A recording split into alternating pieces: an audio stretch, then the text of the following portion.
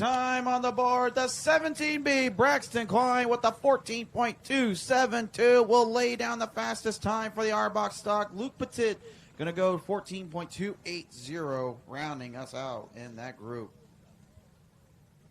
That is our lineup now set for the R-Box stock.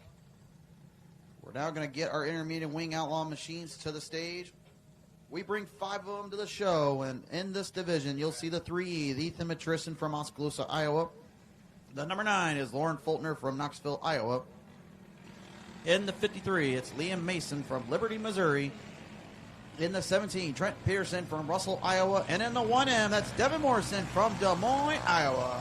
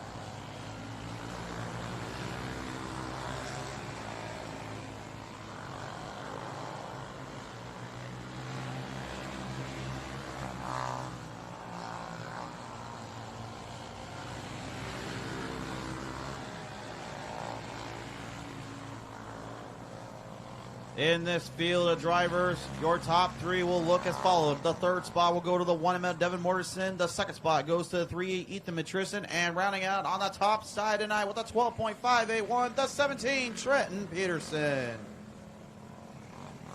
That is your intermediate wing outlaw qualifying complete.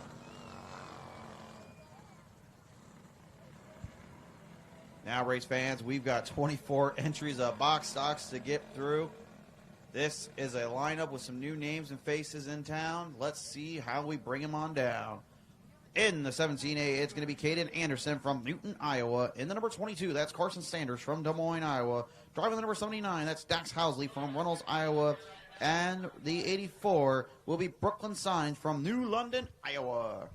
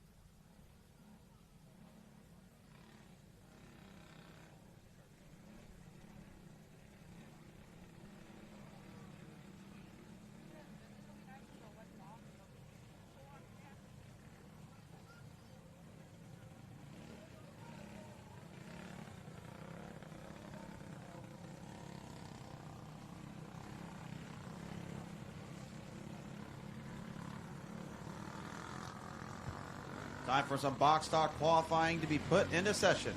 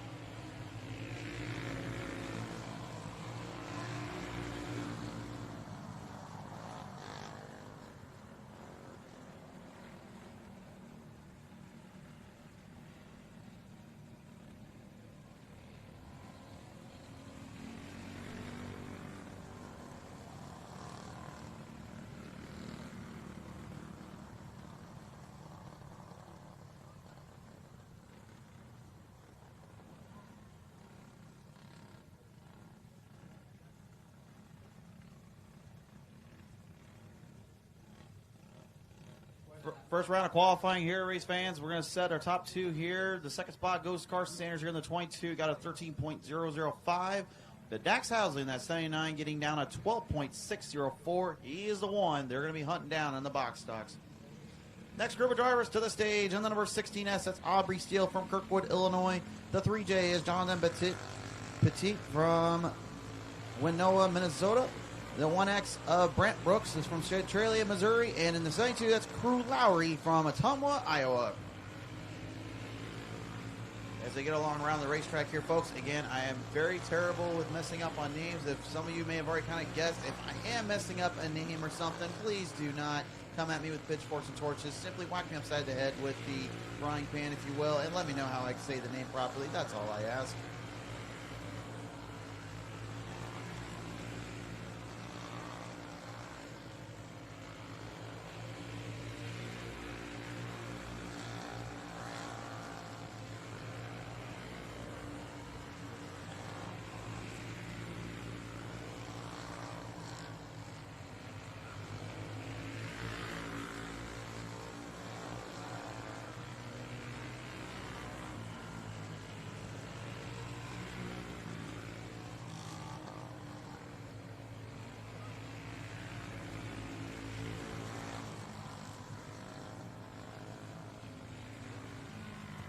In this group of drivers, the fastest of the bunch was the 3J of Jonathan Petit as he lays down a 12.688. Not enough to knock down Dax Housley, though, who currently holds the moniker with a 12.604. In our next group of drivers, it'll be the number 11 of Jackson Godfrey from Ironton, Minnesota. In the number 7, it's Ollie Schertz from Macomb, Illinois. The 88 is Gannon Heibaugh from Mitchellville, Iowa. And in the 42R, it's Randy Weirholt from Baxter, Iowa.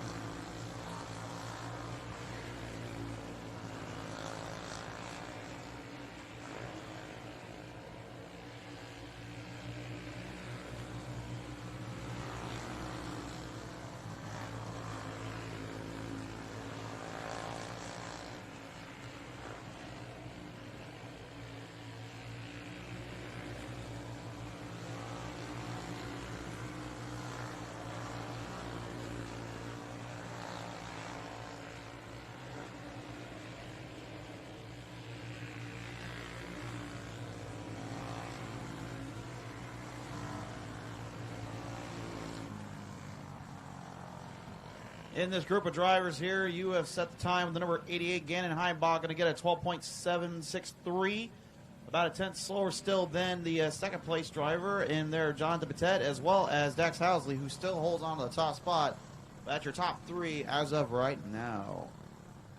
In your next group of drivers here, it'll be the number 4C, Carson George from Altoona, Iowa. The 13H is Caden Hamden from Oskaloosa, Iowa. In the 99, it's Ivan Mitchell from Afton, Iowa. And in the 81, Henry Booyer from West Des Moines, Iowa. And I just learned a very specific fact as well, that apparently his nickname is the Ghost Man around here, that 81. So, although I did say I might alter it a little bit. We'll see what the Ghost of English Creek has to say around this qualifying time. Rest of the field setting their times. Here we go.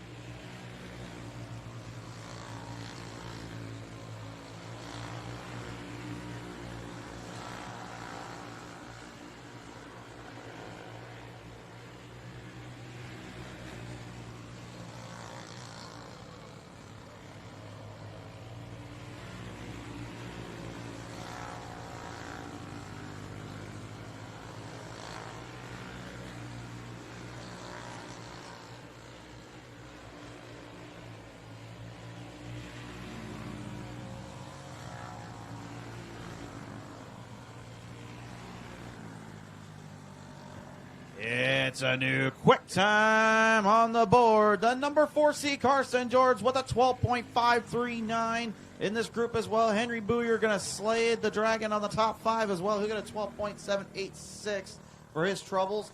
That will put him in the top 5 bracket as well for now. With still a good bit of drivers left to range onto the track. Let's take a look at our next lineup here. And number 52, it's Trent Saunders from Newton, Iowa. In the 17S is Cash Stanberry from Sturgeon, Missouri. The 50K is Camden Gasper from Newton, Iowa. And in the 20 dub, Rory Weller from Agency, Iowa. Second to final group of the box stocks. One more group still to go.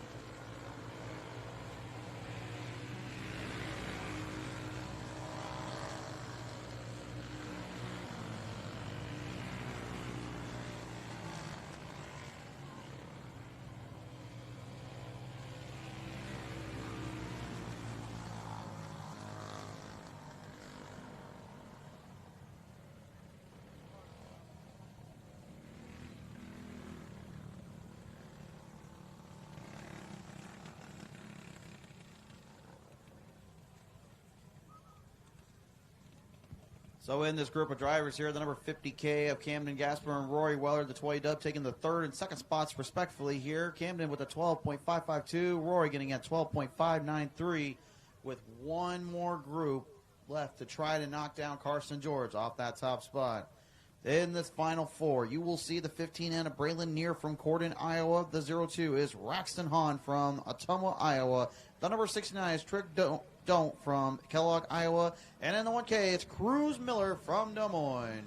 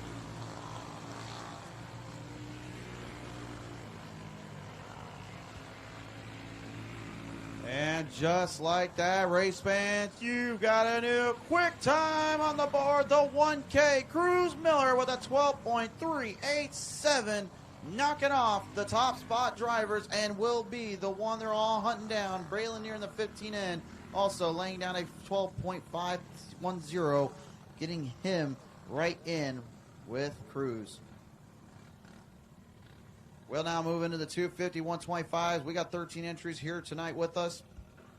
Let's start up our next group here in the number 79. That's Dax Housley from Runnels, Iowa. The number 7 is Levi Ballard from Grimes, Iowa. And the number 24, it's Braxton Schmidt from Viola, Illinois.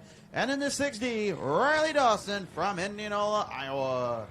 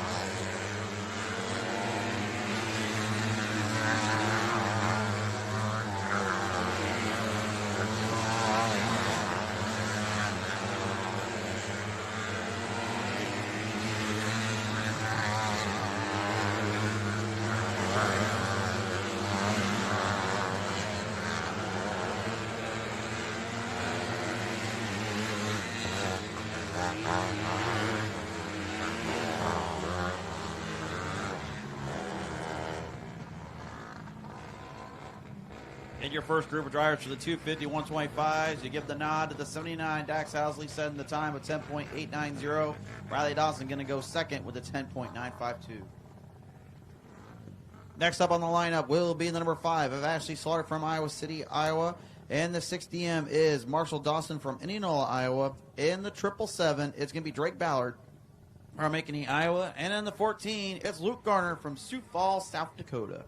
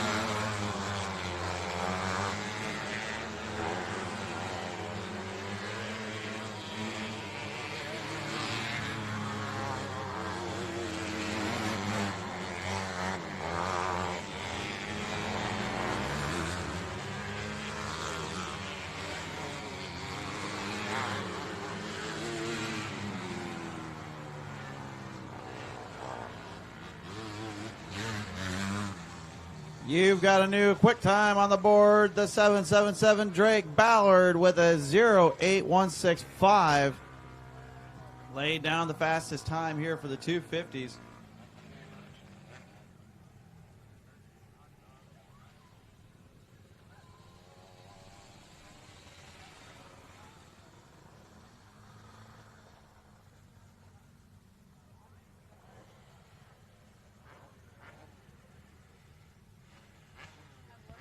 We're going to get to our next driver lineup here, and the 99 will be Jace Mashing from Carroll, Iowa. The 15K is Colin Sly from Bondurant, Iowa. The 52 is Knox Pearson from Pella, Iowa. The 45K is Caden Daniels from Moravia, Iowa. And in that 17S is going to be Cash Stanberry from Sturgeon, Missouri. That is our final lineup of drivers left in the 250s. Left to go with 2 classes still remaining for their qualifying. Track's certainly going to be a very interesting one here. The bottom lane right now is still a little bit dry, so a bit of a dry slick on the circuit. But as the night goes on, I guarantee you, only the best are going to be able to figure out how to take this one around here.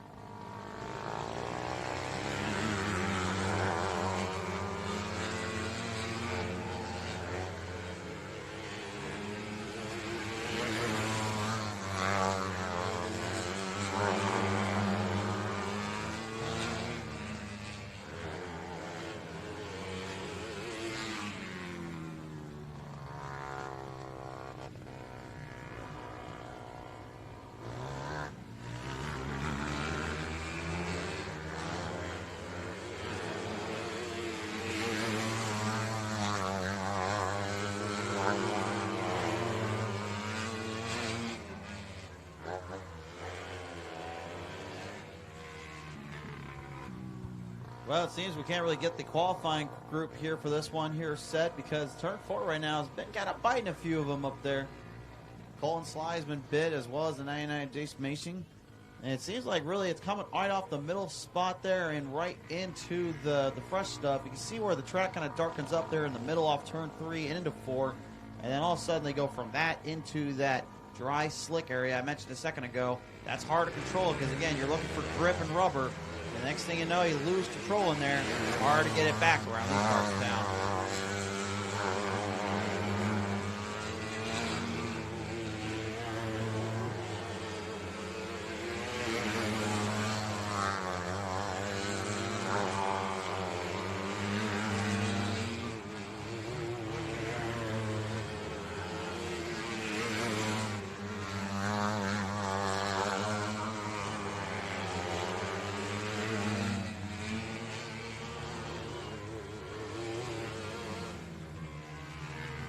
Well, Knox Pearson's going to get the 10.840, setting the second fastest time of the day.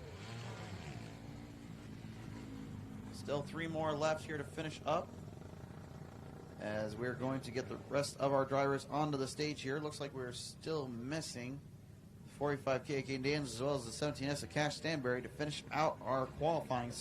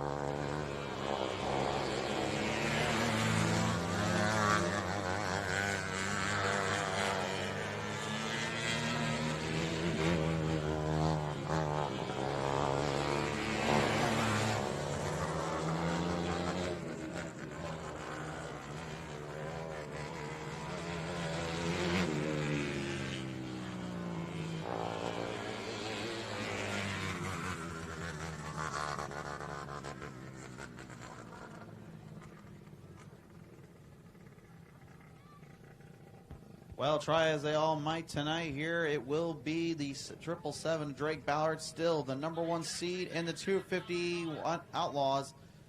So that will be our lineup there.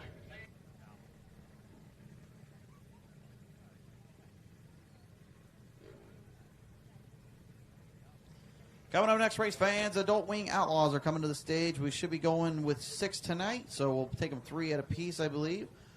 In this division, you'll start with the 49, Carmine South from Knoxville, Iowa. The number 5 is Haley Fogel from Pella, Iowa. In the 09, that's Paxton Benj from Milton, Iowa.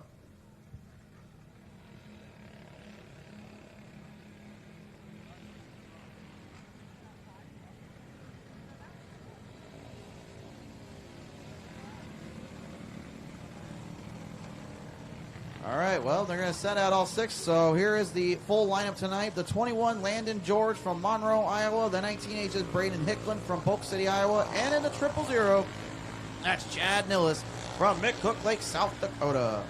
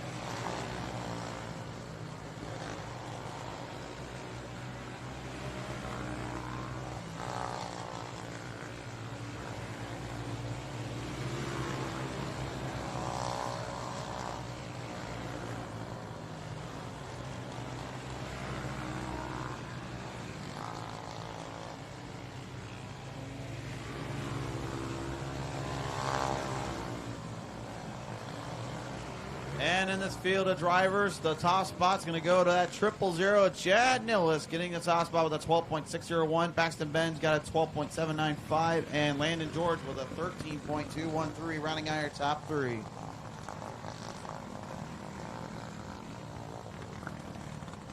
We now will have 19 entries to qualify, and then we'll begin our national anthem and ceremonies for tonight. But let's get to our final lineup of qualifying here. In this group, you'll see the first four up, the 11 of Mike Stoker from Altoona, Iowa, the 18 Noah Garr from Wapello, Iowa, the 24 PS Preston Smith from Cambridge, Iowa, and in the 219, it's Braden Ross from Norwalk, Iowa.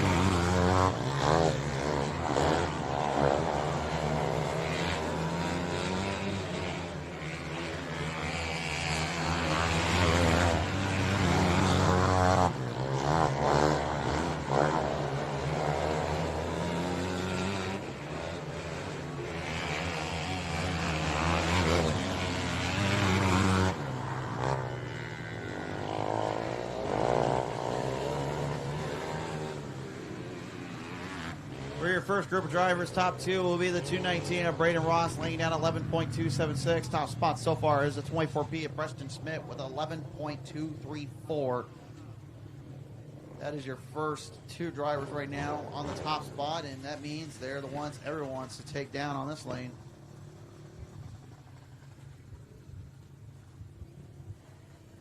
Real quick, attention to all Power Wheels. Attention, all Power Wheels. I need you to get your machines and your Power Wheel carts over to the Jersey Freeze van over down in turn number 3 there. Again, attention all Power Wheel drivers. Bring your machines to the Jersey Freeze van on turn number 3. Prepare for your event.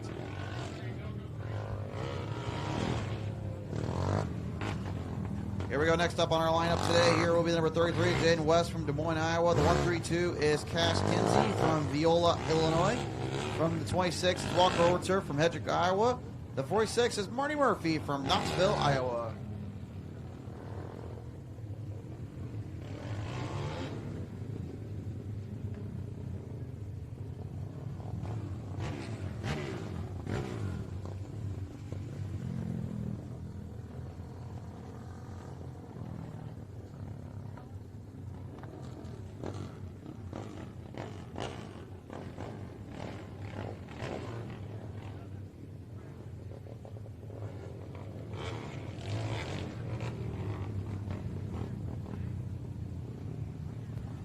Looks like we'll also throw the number 31 here out on the track. That is going to be Ben Trutkin. He is from Knoxville, Iowa.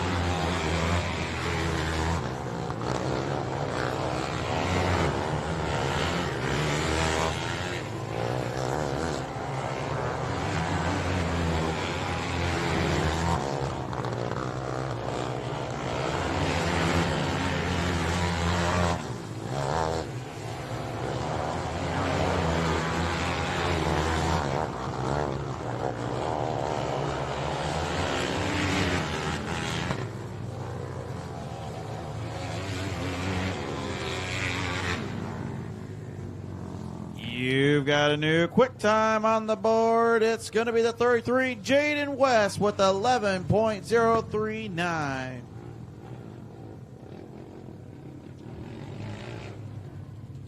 Coming up next to the docket here will be the 84T here, Brody Tucker from Pella, Iowa. And the number 50, that's going to be Tobin Weaver from Pleasant Hill, Iowa. The number 29 will be Colin Mason from Liberty, Missouri. And then the 30J, that'll be Jackson Hiller from Lake City, Iowa.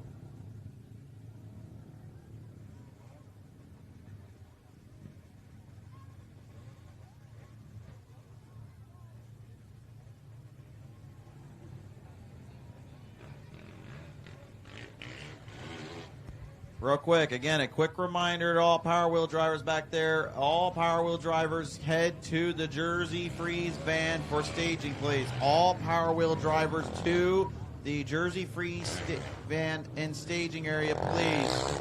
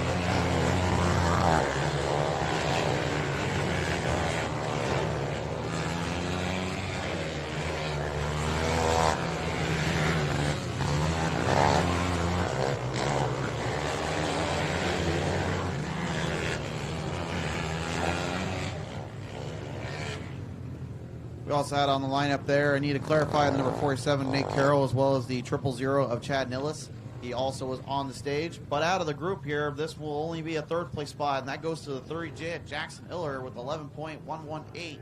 That's going to be setting his time on.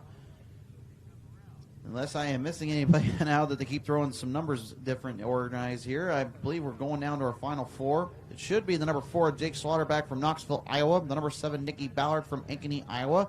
The 78 of Tayton Giddings from Pella, Iowa. And the 5 of Ben Fogel from Pella, Iowa.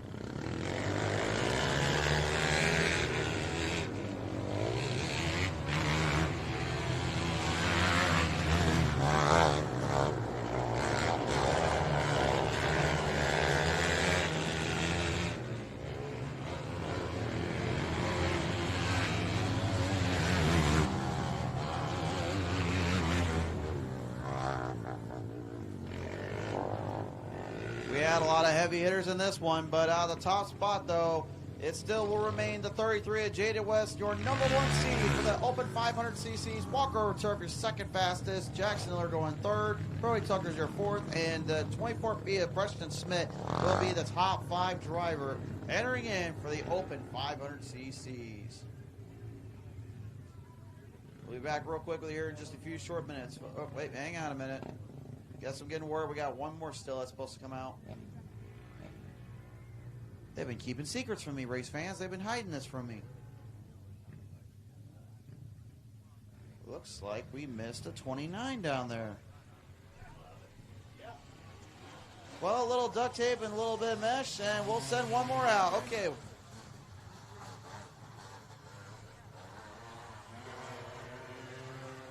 This is the number 29 of Colin Mason. This is the last one we were missing. He's now going to try to set his time.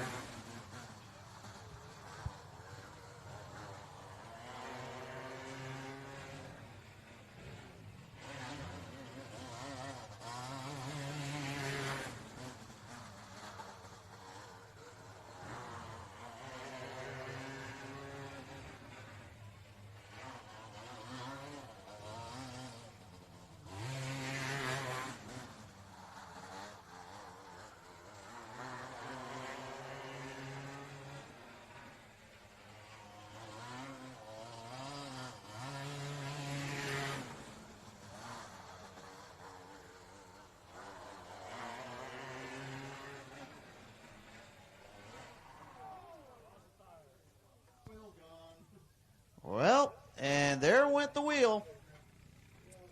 I think we're going to have to checker flag that one here. Well, if you could, well, we're still going to wrap that one up. This for sure was the last of the Open 500s. The top 5 did not change, so Jaden West, again, will be your number one seed entering into tonight's action tonight here into the heats. When we come back with you, race fans, we're going to get into our opening ceremonies and get ready for National Anthem and then send it on down to the heats tonight. We'll be right back with you here in just a few short minutes.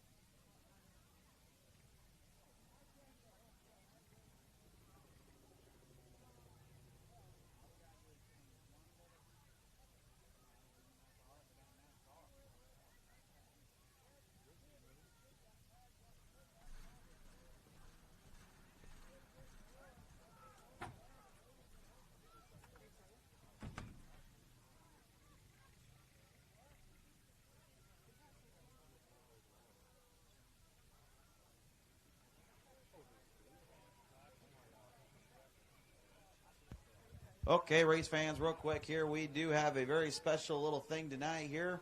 As you can see tonight, the 5th annual Power Wheels race has now come onto full center stage as our young future drivers getting a little bit of a taste of what it's like on the big dirt clay around here.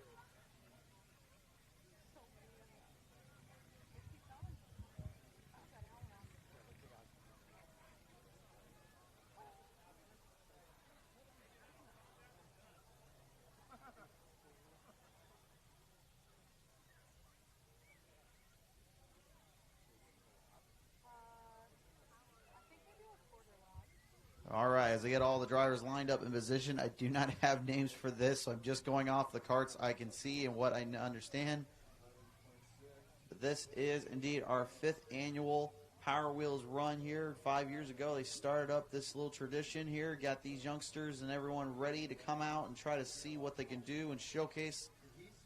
At the same time, try to get ready for possibly putting bigger motors, bigger safety equipment on, and a lot more power underneath them. But as we always say in the racing world, you got to start somewhere.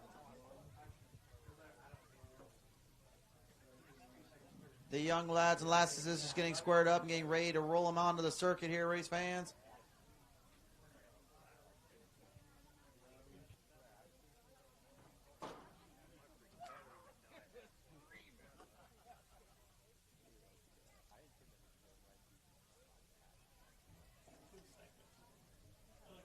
From up here in the booth down to the pit side here, the one-armed bandit himself, after getting himself out of a sling, finally now has a way to use both of his fingers and both of his hands and arms around here. He'll be the one to flag down these young drivers here as they prepare to get ready for the running of the 5th annual Power Wheel Run. Looks like we're just getting a few more in line. Again, these are very young drivers. There's the green flag, and they'll send the Power Wheels down.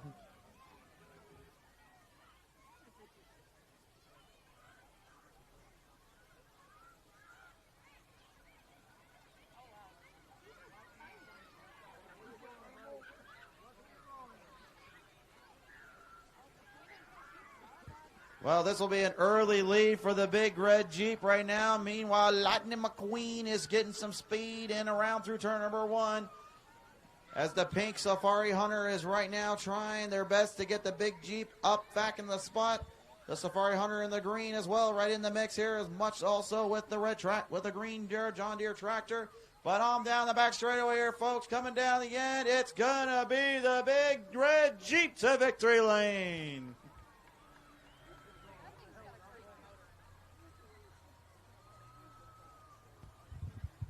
Still that battle for second place right now as they work their way off that back half in towards the checker flag here. No, McQueen, you don't stop like you do in cars. You go to the finish and finish it.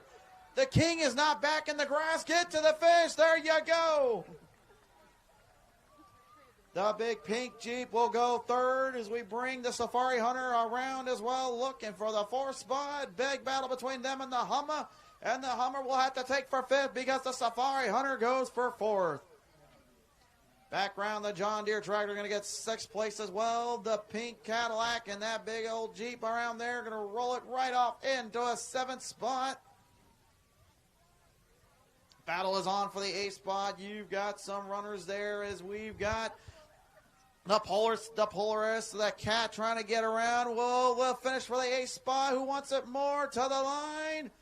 It's going to be the pink Jeep getting around the Polaris Cat to the line.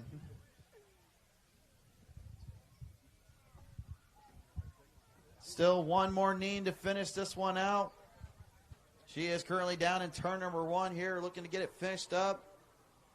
Now hang on, you young kids down there. Get that checker flag thing back down. You get back up. Oh, okay. I guess we're gonna move the finish line for them. All right, I see it.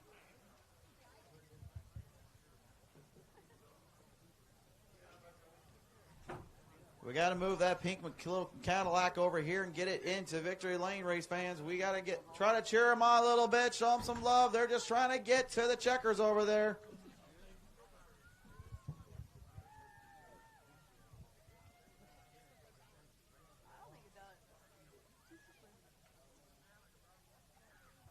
Come on, young one. You can do it.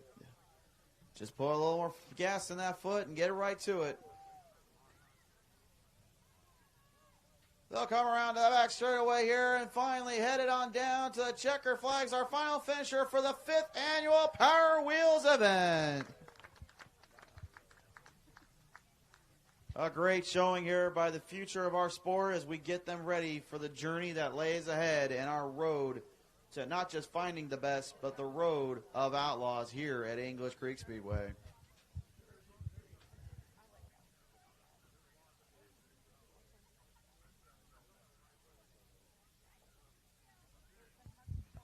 Well, I seem to have been called out by the one-armed winged bandit up there. He apparently does not like the fact that I had to call out for the fact that he wasn't flagging down there for a while, and he had poor Ethan beside me having to do all his work for him.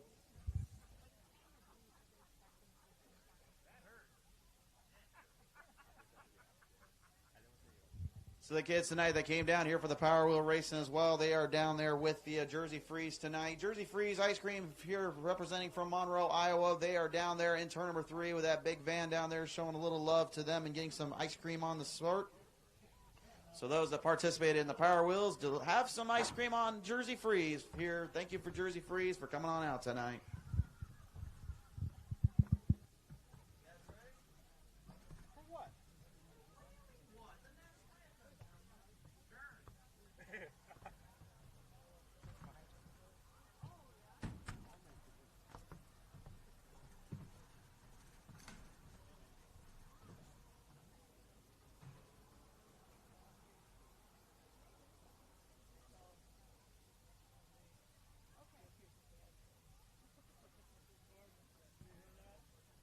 I'm good, thank you.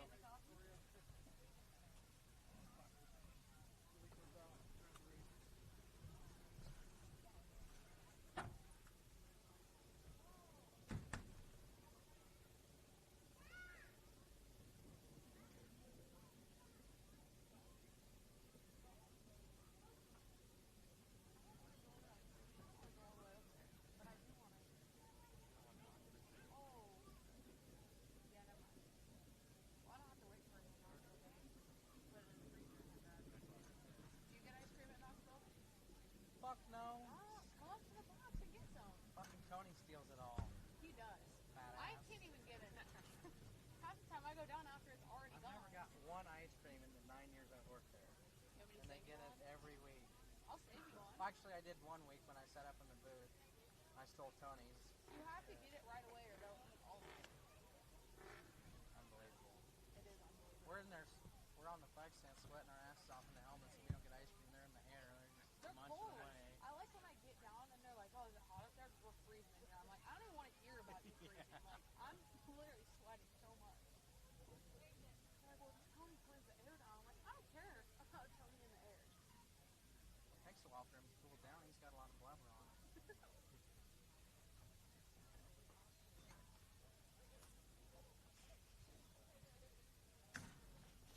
What are we doing right now?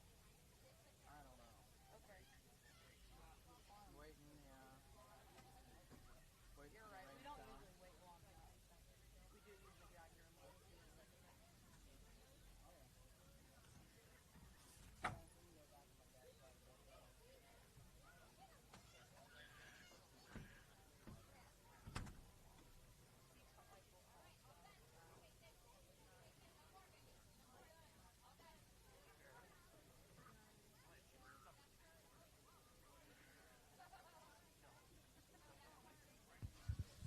All right, race fans, the time has now come here to get to opening ceremonies tonight. But before we can get into the racing action, we do ask if each and every one of you can rise to the occasion if you can. Gentlemen, remove your hats. As we now will begin the singing of our national anthem.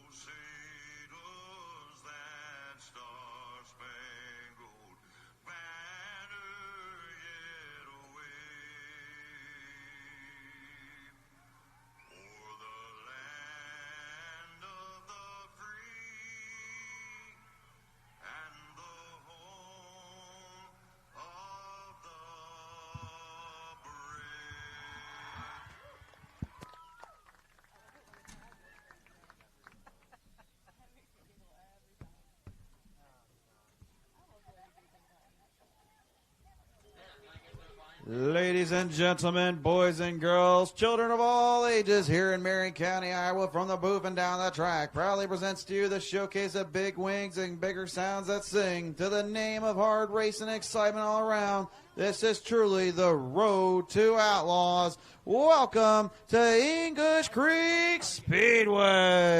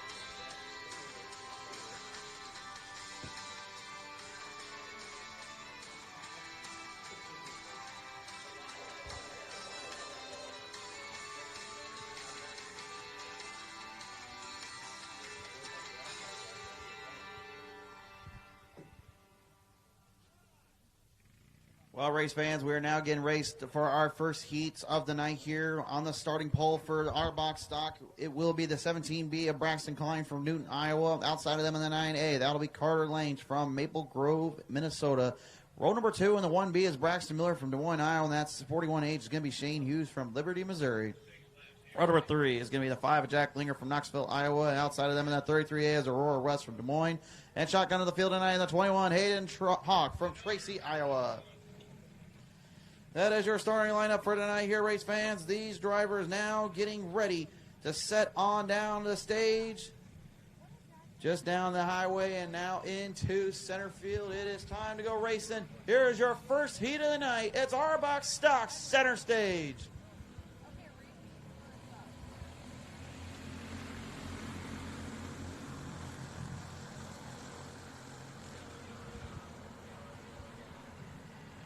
And it's going to be a yellow out on the track here. Not the start we were looking for there. Bad start on the back half there, it looks like. So they're going to do a complete restart.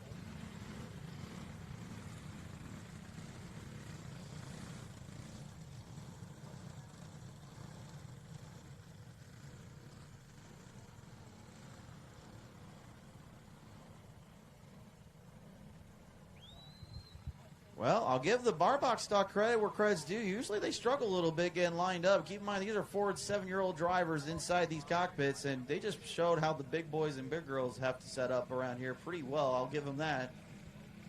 Now can we get this, keep it straight out of the gate? No, Aurora, stay back there. There we go. Fire them off. And green's out again. Well, some went, some didn't. And right now, that one is going to be the one that drove off. Braxton Miller in the 1B taking their advantage over the 17B of Braxton Klein. Swinging them a long round off turn number 4, though. It will be Miller who leads the field. Carter Lane just did not get off the line. Oh, but you can make mistakes around here. That was certainly one. Braxton Miller opened the door up for the 17B of Braxton Klein and gave that one up. Jack Linger in the infield after a little spin and a whiff off turn 2. Same corner that bit 1B there, and it looks like steering might be a problem on the 5. That seems to be their issue. Carter Lane in that 9A now starting to make some moves here, trying to get some traction back. Now to find a way around that 41H Shane Hughes down to the inside lane off of turn number 1. It's going to be the 9A. Carter going to get the advantage off Shane Hughes in the 41. The 33A here of Aurora West here trying to gain some ground back up, trying to build more space. Remember, it's top 4 transferring to the A feature. The rest are going to have to fight in the B main. White flag is coming out this time on by. Watch that battle for the race lead. Klein and Miller right now on the trail. Klein trying to defend off Miller. Miller's trying to get to that back bumper, trying to find a corner entry. Looking to the inside, trying to get one off turn number 3. Come from on turn 4. He's not going to find it here. Braxton Klein going to get the yellow. Oh, no. Yellow is out. The checkered was out, but they threw the yellow before they got to the line. We'll see how they rule this one.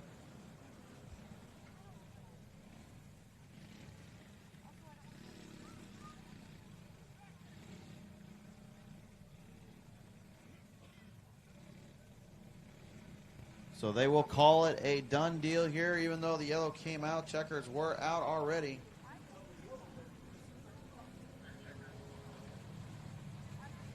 It is already done and over with here. Braxton Klein going to be your winner here. Braxton Miller going to go second, and third will go to Carter Lange.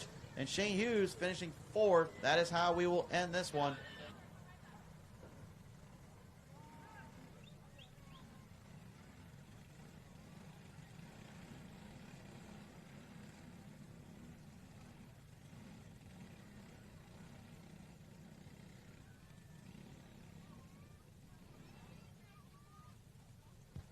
We're going to set up for heat number 2 race fans here. Again, top 4 transfer in the A main. We'll start them on the pole. And the number 4, it's Luke Petit from Winona, Minnesota. And the outside of that 7W will be Willard Ballard from Madrid, Iowa. And row number 2, it's the 93A of Olivia Ambers from Dallas, Iowa. The outside of the 25 is Brock McCumber from Boone, Iowa. Row number 3 in the 3D, Daniel Rhodes from Des Moines. The outside of that 27 is Braxton Edwards out of Knoxville. Shotgun to the field tonight will be the 11B of Brecken Reynolds from Mitchellville, Iowa. That is our second heat lineup ready to get to the stage. Kind of get a bit of a tongue twister here on that name, Winona, Minnesota. And I'm still hoping I'm saying that last name right for Luke Petit, excuse me. I got Ethan over here beside me just laughing his tail end off. He thinks that I can't figure out how to say things. Hey, don't you look at me, one-winged angel. I'll find a way to get back at you if you want. Don't worry. We're going to roll him back out. Turn number 3 and turn number 4 here. Looking for the green flag. Green is out, and here we are once more.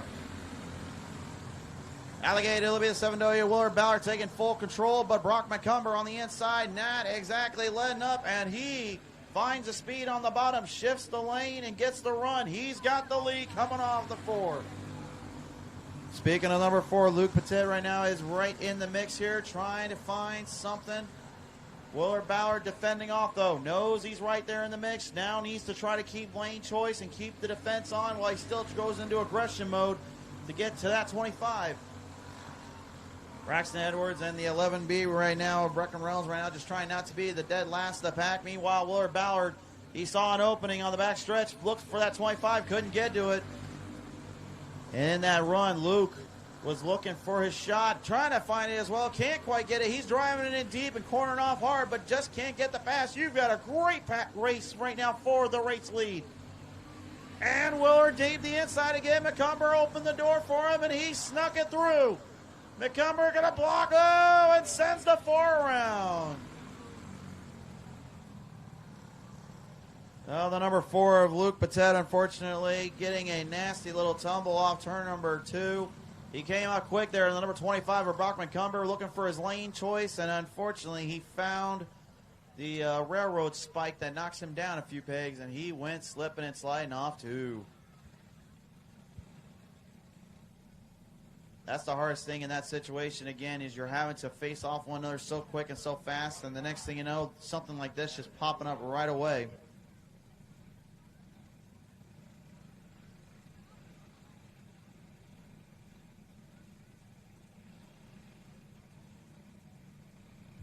Three laps down, 3 need to be completed here. We'll roll them back onto the back, off the back stretch, and now through 3 into 4. Pace TV getting off the stage. Brock McCumber will lead them. And McCumber again going to take the early advantage. Laura Ballard right now trying to fight off. Meanwhile, Olivia Amber is kind of sneaking her way around here. Luke in the 4, though, he's starting to make some moves, headways through. He's now in the transfer spot, but for that battle for the race lead, it is anybody's race. McCumber again blocked off from Willard. Willard found a way to the inside lane, took control.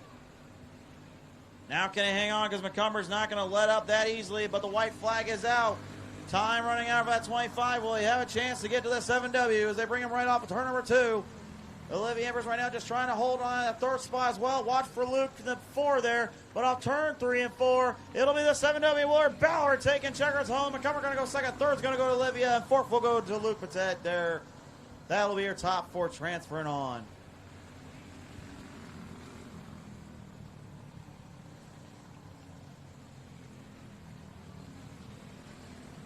Looks like a little bit of love down there off the front straightaway for the 25, and a little bit of love to the R-Box drivers.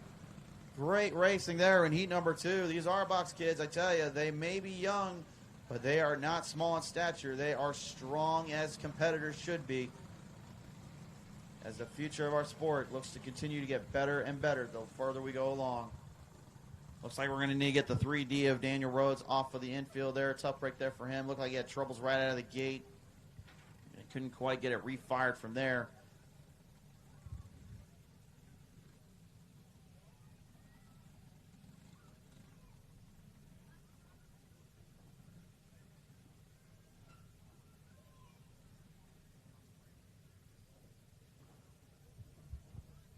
We're bringing out heat number 3 race fans. Top 4 again transfer. The rest go to the B main. This is your final of the R-Box stocks here.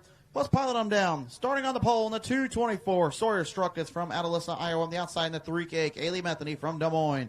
Row number 2 in the I-70, it's Ian McDermott from Berwick, Illinois. On the outside in that 33 is Carson Robinson from Indianola, Iowa. Row number 3, the 24V, Vera Schmidt from Des Moines, Iowa. On the outside in the 3E, Braxton Herring from Oskaloosa, Iowa. Rounding out is shotgun to the field, the 7 of Karen Linger from Knoxville, Iowa.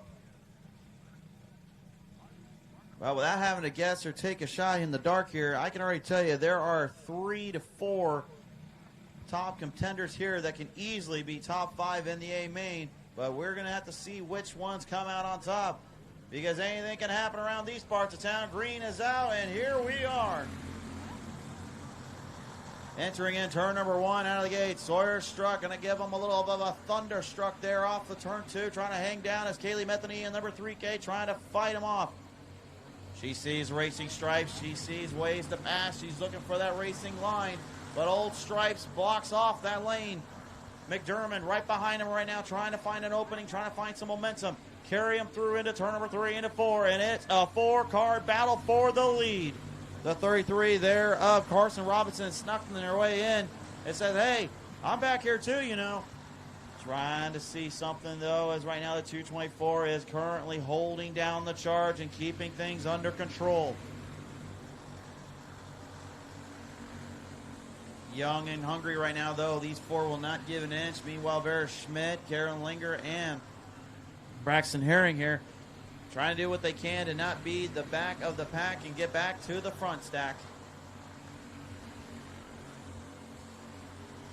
Track right now, again, still in a bit of a dry, slick mode here, but as we get further into the racing, the lanes may change. We will have to see as the white flag is out.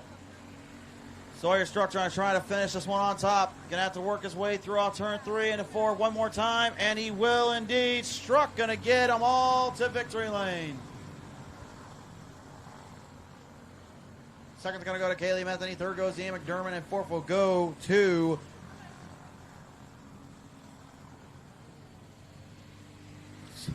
Carson Robinson there. Sorry about that. Lost track of the names there. The 33 having a good showcase there, and all four of them having a good run. And I guarantee you these back three, do not dismiss them just yet, because I guarantee in that B main, they will come out swinging. They want to get to the A main. We're going to have one heat for Intermediate Wing Outlaws here. We will take all of them to the A main. We'll start them on the pole. Car number 17 is Trenton Pearson from Russell, Iowa. On the outside, that 3 is Ethan Matrisson from Oskaloosa, Iowa. Row number 2 in the 1M is Devin Morrison from Des Moines, Iowa. On the outside of them in the 9, it's Lauren Fultner from Knoxville, Iowa. Shotgun to the field tonight will be the 53 of Liam Mason from Liberty, Missouri.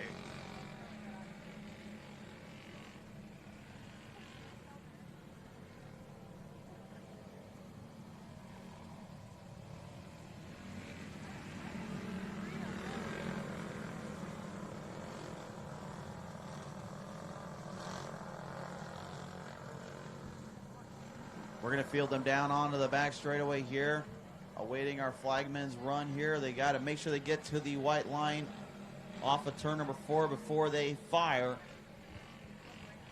No gimmies here. Down off the 3 and 4. Green flag is out as they wave them down.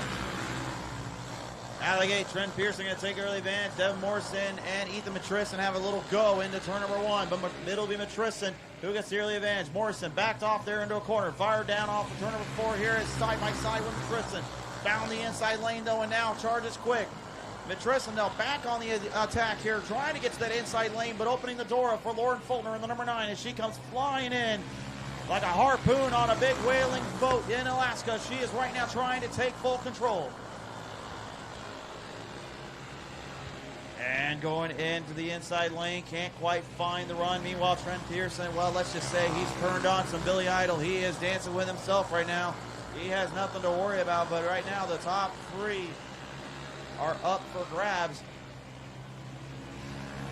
Liam Mason right now, again, just probably trying to get his sea legs underneath him, trying to get those 4 tires digging into the ground, digging into the spots, and find the sweet spot to run around here at English Creek. Only a matter of time before they start to kind of figure things out, I bet.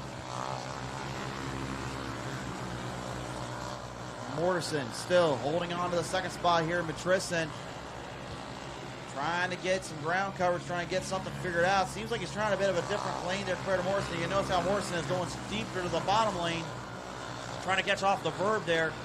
Meanwhile, Trent Pearson, he's pretty much kind of driving a lane that no one else is doing with the white flag high in the air, which he's kind of crisscrossing up the top and sending it just slightly above the verb and then cornering down hard off the exit right into the dry slick, but he hangs on to it well, and that's what's going to get him to victory lane on turn number 4. Pearson going to get the win. Morrison going to go second. Third's going to go to Matrisson. Fourth to Fultner. And rounding it out in the 5th spot, Liam Mason in the 53.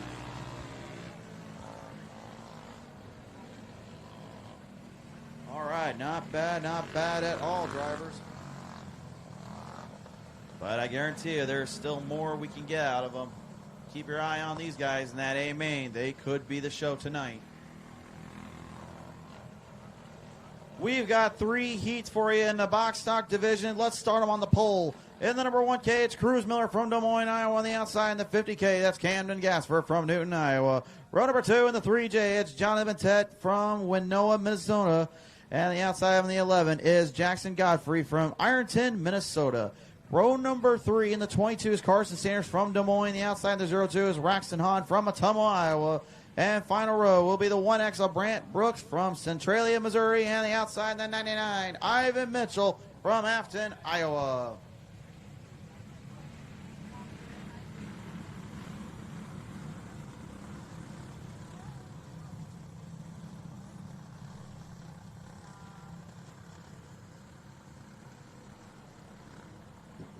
Top 4 will be transferring in the A. Rest go to the B. We had so many box stock entries this time around, we needed to make sure they have a B main to run. Off turn number 3 and 4, looking good to the green flag. We'll see how they soar. Out of the gate, it is going to be a bit of a tangle and a whip and a spin up for turn number 2, but everyone keeps it clean and green as we whip them right back around on the front straightaway here. You got a big battle going on for that third spot. That is between right now the number 11 of Jackson Godfrey and the number 3J of Jonathan Patet.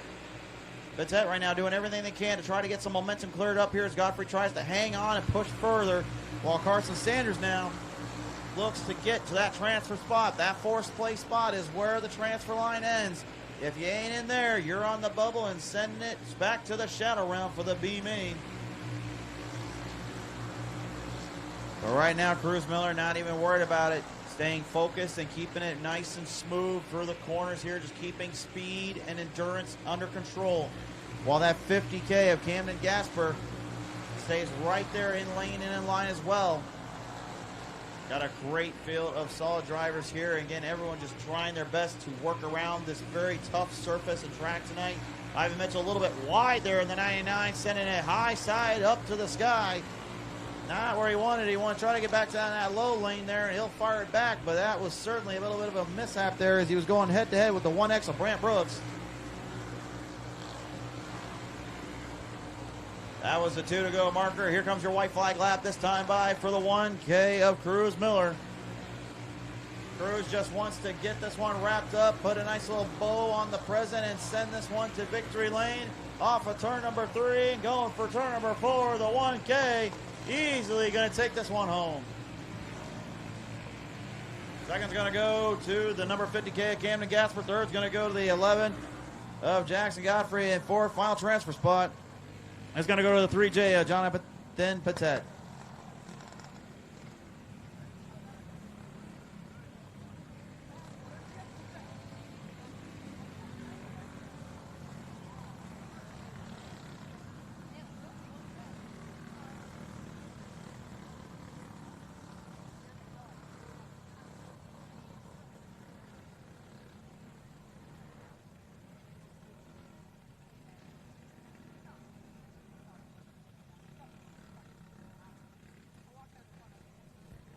I know I haven't already said this as well here because I've been trying to avoid any glitch graphic gremlins. But hello out there on YouTube as well. We have been watching you. We've been seeing you around, thankfully. We've been blessed to get things up and running here. Thanks to My Race Pass and, of course, to English Creek for getting this show up on the run. It's time to get into heat number 2 as your starting lineup starts with this. The 15 in is Braylon Neer from Corden, Iowa on the outside. And that 20 dub, it's Rory Weller from Agency, Iowa. Row number 2 is the 88 again, High Bob from Mitchellville, Iowa. On the outside in 17S, that's Cash Stanberry from Sturgeon, Missouri. Row number 3 in the 72 is Crew Lowry from Matumbo, Iowa. On the outside in this 84, it's going to be Brooklyn Signs from New London, Iowa. And final row here, row 4 will be the 7 of Ollie Shirts from Macomb, Illinois. And outside of them in the 69 is Trick Don't from Kellogg, Iowa.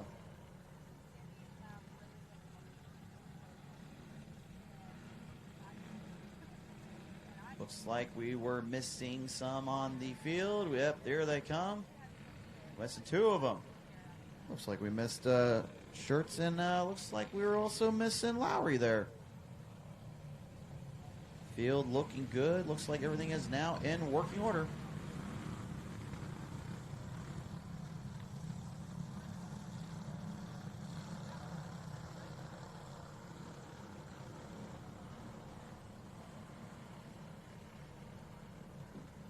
Now comes the hard part as the front pack stay side by side till you get to the lane, knowing that there's some hungry drivers behind you wanting to go. Off turn number 4. Whoa, that was not quite the start that we wanted to see there. They were jumping a little too quick there off turn number off turn 3, heading into the back of turn number 4. And while we're at it, Trig Don't, unfortunately, getting a little bit too cockeyed there with Brooklyn Signs in that 84.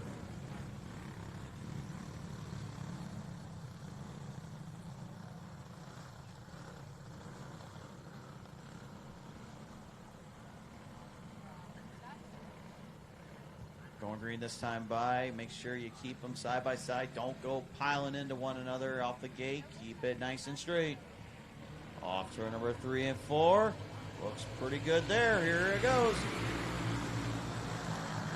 Braylon Lanier going to take the early jump as Rory Weller in that 20 dub right now up on the outside lane. Now deep the inside, cuts the corner down in, trying to find it, but blocked by Neer. Neer found him on that lane, crossed him down and made sure to hold him down. Began Heimbaum sensing an opening like a shark in the water. He sees the blood, smells it, and he knew he had to go on the attack. And Heimbaum now moving into the second spot. Meanwhile, Cass Stanbury at 17. Hard on the charge here. The 17S trying to find some run there on that 20 dub of Rory. Rory right now in very critical situation. He knows he can't get put into a non-transfer spot as he goes mono a mono right there with Stanbury again. You've got a huge battle going on for that third and fourth spot. And that's just given all the time that 84 Brooklyn Signs needs. Signs is on the bubble, and Brooklyn right now looking to try to take full control. Marching down to the beat of the drum. Brooklyn looked for an opening, couldn't quite get around there. Rory, big problems at 20 dub. I think he might have a steering issue. He's coming to a slowdown here in turn number 3. See if we can pull it off the track. I don't think that's going to happen. That's yellow. That's a yellow, yellow, yellow. Absolute war and attrition there for the 20 dub and the 17S, and something unfortunately given on the 20 dub of Rory. And I guarantee you that is not exactly what he wanted to see in this case.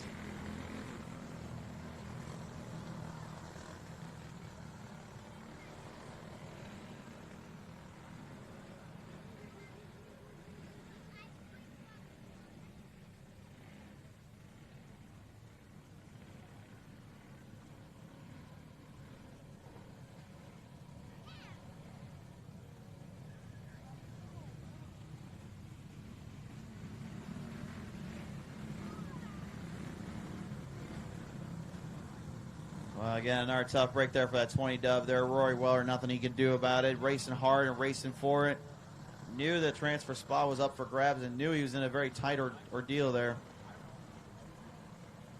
And as racers, the biggest mindset is you just cannot back out of it. You have to stay focused on your mission, hit your marks, hit your lines, and hopefully you get a blessing sometimes when you need it from the racing gods. But in this case, the Gremlins, unfortunately, taking control of that 20. It looks like he might have a right front tire down there.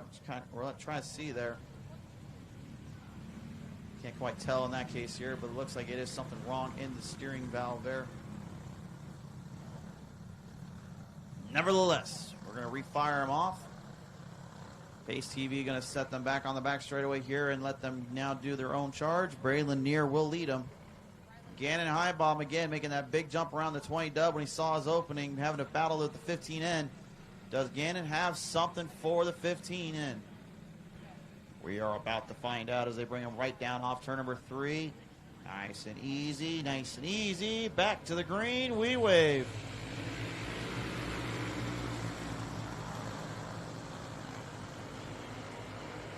Near getting the start he wanted and getting further ahead of Heimbaum.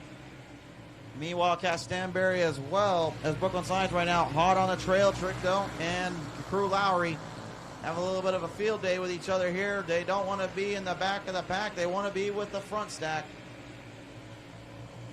But getting trapped up in that mix, again, a little bit of problematic territory. It's hard to get around those areas and finding that lane choice when you need it. Looking to push their way through, though. You got to give credit to that 7 of Ollie Shirts. They didn't travel all the way from Macomb, Illinois to be left out in this one. They wanted to have a good little tussle and a good little racing run. Oh, but I don't think that's what they had in mind, Trig. Don't slipped and spun around by the 7 as the yellow is out.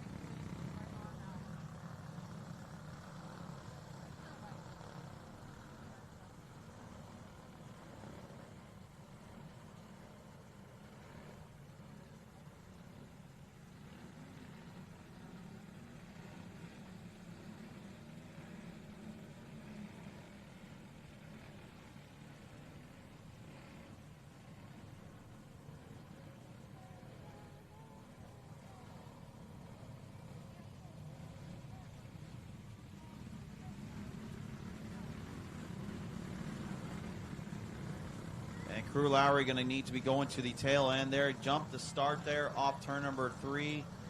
Needs to get past that fourth turn cone there before they can make any passing attempts and moves. That was a full-on pass there before they even got there. That is a call from the race officials here, so as they get them refired up again. Everybody right now just looking to try and get to that 4th final transfer spot. Right now that's currently being held up by Brooklyn Signs, but the leader, Braylon Neer, well, let's just say he wants to get this one wrapped up in a high spot here. Green flag back on out once more as Lowry wasting no time. Made the jump there, made a run there off that 4th cone as the white flag is out. Braylon here right now trying to hang on those. Again, Highbomb is still fighting and scratching around that doorstep. Off turn number 3, coming from off 4. Braylon here going to keep this one in their hands today.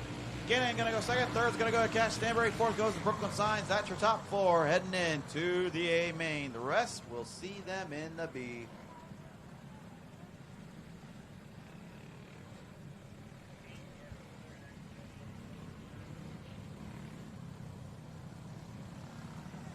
Next up on the docket, our final heat for the box stock here. We'll start them on the pole. The 4C is Carson George from Altoona, Iowa. On the outside, that's 79, Dax Housley from Reynolds, Iowa. Row number 2 in the 81s, Henry Booyer from West Des Moines, Iowa. On the outside, that 13H is Caden Hamden from Oskaloosa, Iowa. Row number 3 in the 42R, Randy Warehol from Baxter, Iowa. On the outside, the 16S is Aubrey Steele from Kirkwood, Illinois. Row 4, the 17A is Caden Anderson from Newton, Iowa. Shotgun on the field, the 52, Trent Saunders out of Newton.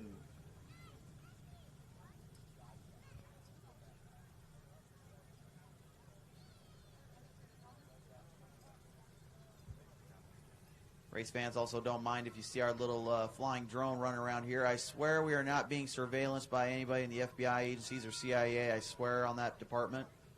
We're just getting some nice little footage and camera views around here.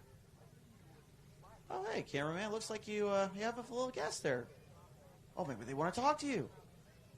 No, they want to talk to you. Oh, okay. Well, okay. You just don't want to talk to the drone. Okay. Well, the drone's just going to go flying away. Race fans, you see that drone looking at you? Feel free to wave and show it some love there. It's trying to have a little fun with you as much as it's having fun with our officials. Uh-oh. The official man doesn't know. Oh, now he knows.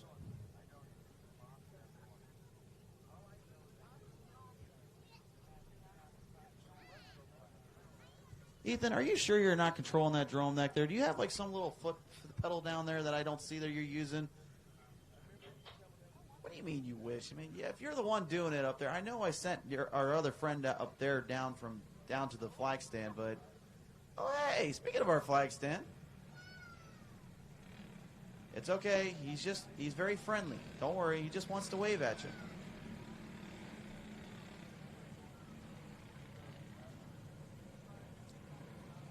All right, race fans, it's time now to get Heat 3 of the box stocks complete. Again, top 4 will go to the transfer, the A main. The rest go to the B.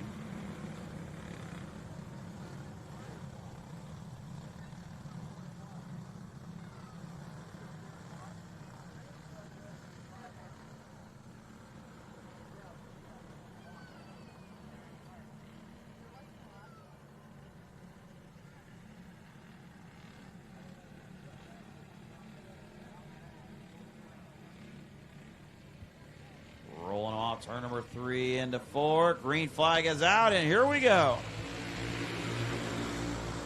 And Dax Housley wasted no time there. Saw an open to get the inside lane, and he charged for it. Meanwhile, that transfer spot now fully up for grabs as Henry Booyer making his way right around there with the 13H of Caden Hamden. Got a good jump there and good run off as Randy Warehol in that 42R did not know how to keep those rear wheels from slipping and sliding around this part of town. And now giving up that opening as there's trouble off turn number 4, the 52. Trent Saunders coming to a stop that will bring out the yellow. Yellow out for the 52. Send him back to the pack and have to figure it out from there.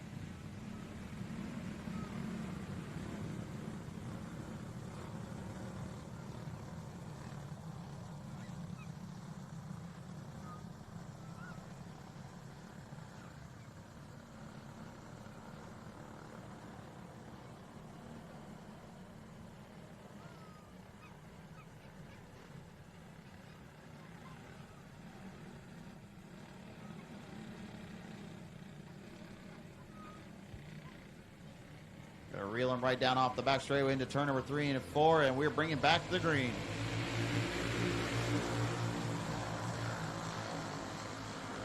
Carson George going to take the early runoff yet again. Dax Housley, though, looking to try and move their way into the lane, looking for the runoff as we got Weirholt slipping right off turn number 3 and 4. Multiple drivers slipping out as the yellow is out. Yellow is out.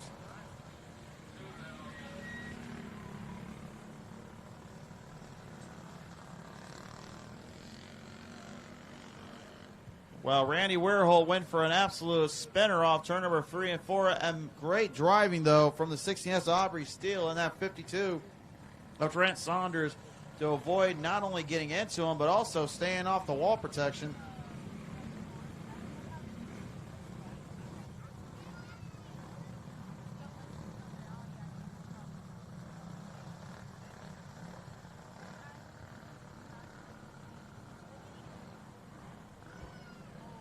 Going to refire him off yet again here as they get him squared back up.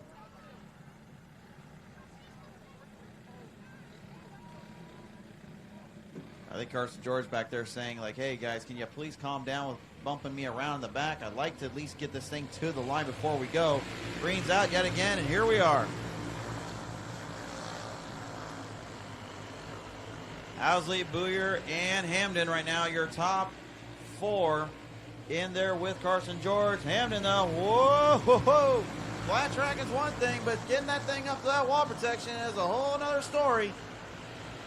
Track, again, is just absolutely beating and biting some of these drivers here. The more speed we kick up, too, it's going to get a lot harder down there, as the grooves will be a lot less under control and more harder to get a grip of.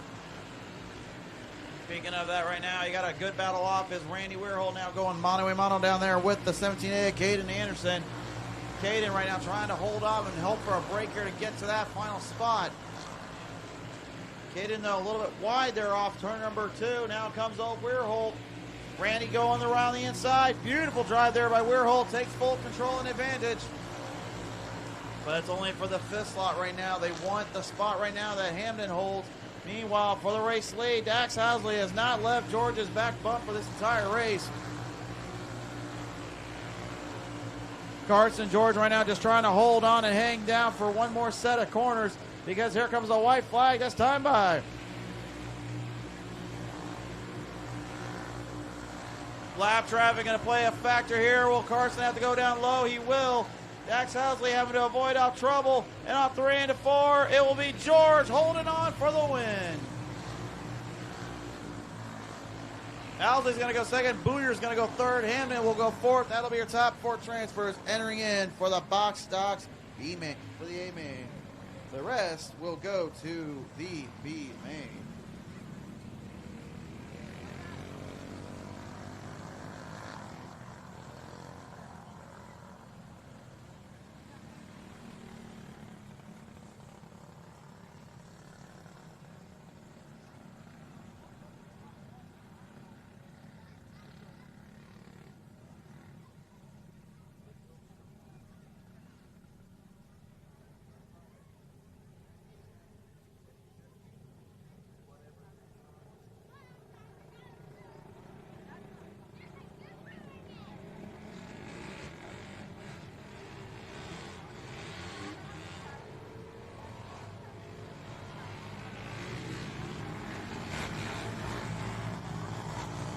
It's time to increase the horsepower and send the bigger wings to center stage. Let's look at our 2 heats for tonight. All entries will go to the A main. Let's start them on the pole. Piling number 52 is Knox Pearson from Bell, Iowa. On the outside, the 60 is Riley Dawson from Indianola, Iowa. Row number 2 in the 14th, Luke Garner from Sioux Falls, South Dakota. The outside, that 24 is Braxton Schmidt from Viola, Illinois. Row number 3 in the 777, that's Drake Ballard from Ankeny, Iowa. On the outside, in the 15K is Colin Sly from Bondurant, Iowa. Shotgun on our field for this one will be the 7-0, Levi Ballard from Grimes, Iowa. Green flag high in the air, it's showtime. Keep on the outside lane, you got 3 wide going on turn number 2 there as they are neck and neck, every driver for themselves trying to clear the gap. Riley Dawson right now on the fight with Knox Pearson, the 52. Meanwhile, the number 14, Luke Garner, trying to keep some speed in between. The number 8. It looks like, I believe that might be Levi Ballard. Whoa! A little bit of trouble down there for that 777 of Drake Ballard. Got a little bit sideways, long ways, and every which way to Sunday. Keeps it nice and controlled. Jelly slopped it off. Turnover 2. He has come to a stop. That's a yellow, yellow, yellow. So just to clarify, that number 8 is Levi Ballard. That's not the number 7 for the record books.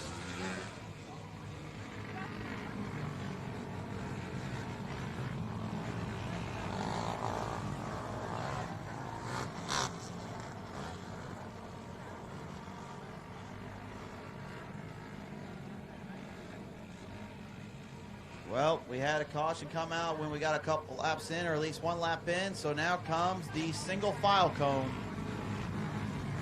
This rule is pretty simple. You see that cone? You don't pass it until you have crossed that finish line.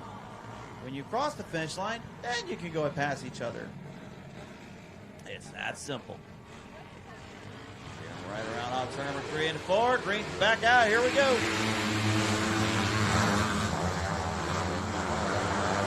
777 is passing before the cone, getting the word on that one here.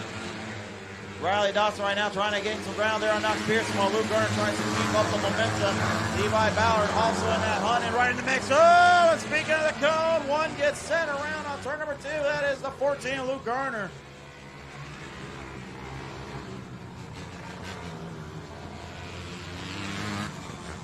Garner got a little too tight there in turn number 2 off that back half, and unfortunately he caught the inside of the verb, and guess what? We put the cones there for a reason.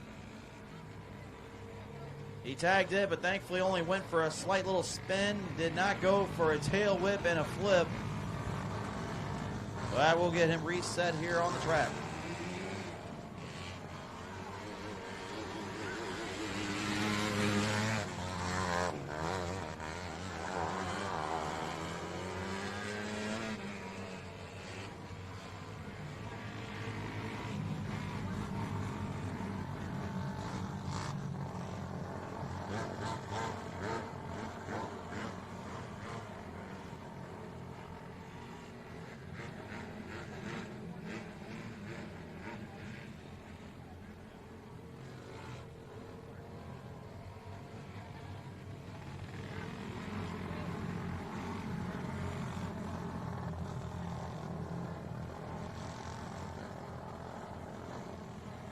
Well, right now they're trying to get the 777 to go to the tail end. Again, I said it once, I'll say it again. You don't pass that single file cone down there.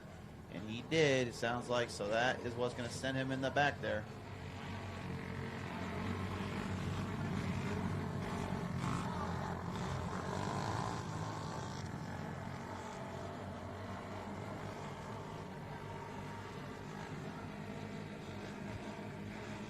Reeling him back off turn number 3 into 4 here, trying to put the ground pounders down into the dirt.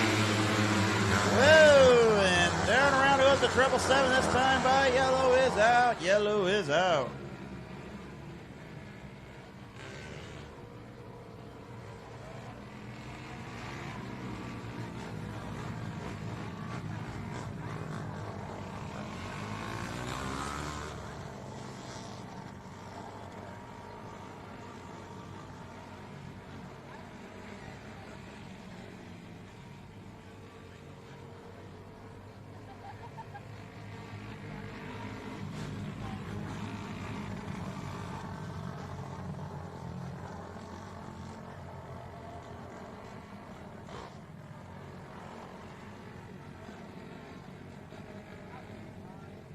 So the second cause caution for the 777, or infraction, if you will, as well.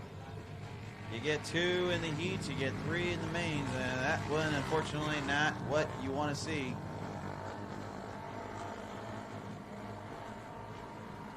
Two and 2, excuse me. The R-Box are the only ones that get 3 around here. Let's get back to the green flag here as we're back on them. Well, Knox Pearson this time did not let off, but neither did the 14 and the 15K, 15K, excuse me, they get tangled up down there. Colin Sly and Luke Garner having a meeting of the minds down there on turn number 1.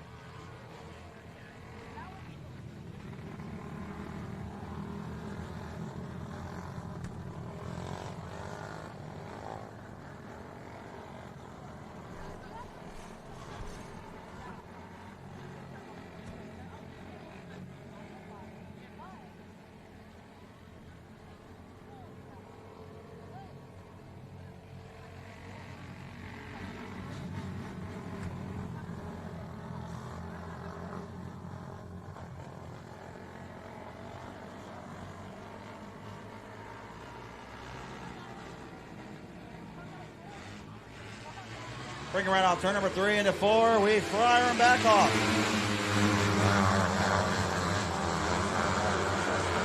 Battle in between there for the 4th spot right now between Luke Garner as well as the 24 Braden Schmidt.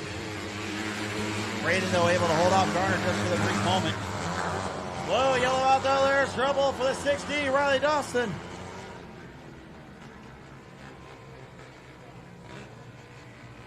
Riley Dawson, usually not one to make mistakes like that, end up catching himself into the marbles.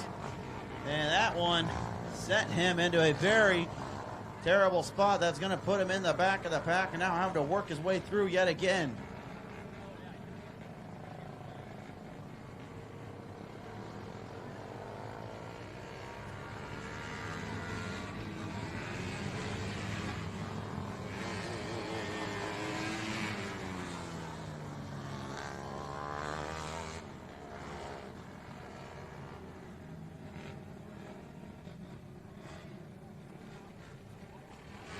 Squaring them up right off turn number 3 and 4 once more. We need to get this one finished up and see how they can do it. Dawson immediately going to make a move on Colin's line, get it right around there as the battle ensues for the 3rd spot down. Could be for the 2nd spot too, if Levi Bauer's not too careful down there on that number 8. Whoa, Garner slipping it off turn number 2. That's a yellow and his 2nd one up. And he's pounding on that steering wheel down there. He is not a happy camper in that 14 machine.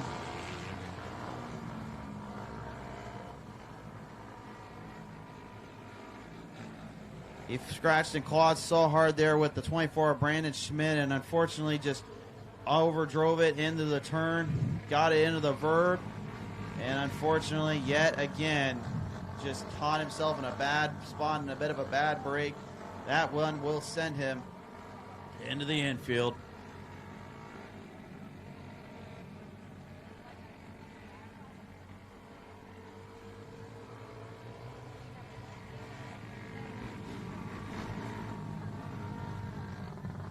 By the way, race fans, if you saw a big guy in yellow, don't mind that. That was me just running around in my Minion shirt.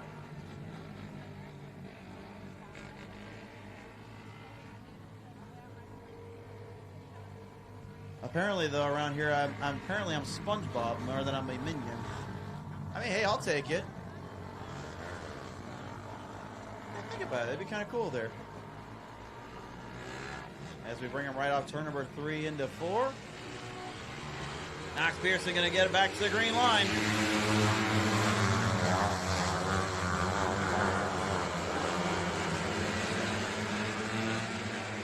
Pearson again going to keep the rein in their play, but Levi Bauer in that number 8 trying right now to get some momentum carried through and trying to get some speed back underneath him. Every drive for themselves right now as the white flag is out. Riley Dawson is hard charging there with Schmidt. Schmidt nowhere to go and gives up the lane to the 6D, but off turn 3. And heading from off 4, Knox Pearson going to bring it to victory lane.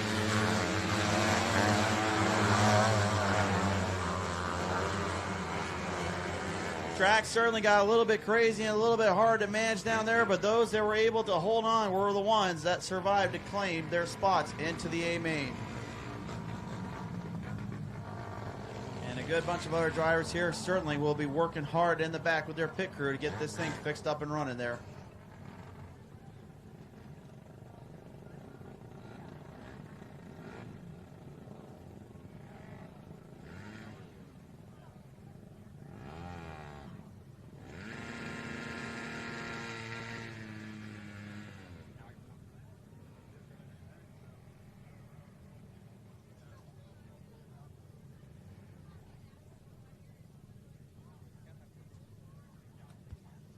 Second heat and final heat for the 250 is about to come on center stage here, piling on the pole. The 79 is Dax Housley from Reynolds, Iowa on the outside. That'll be the 45K of Caden Daniels from Moravia, Iowa.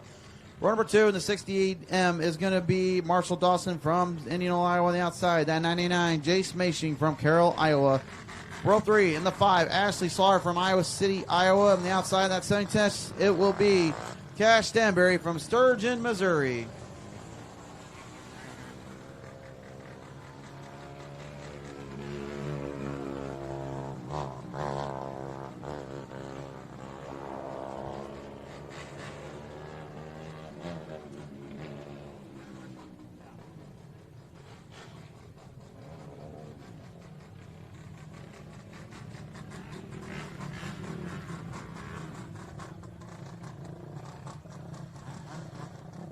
Rows of two with 3 rows in total.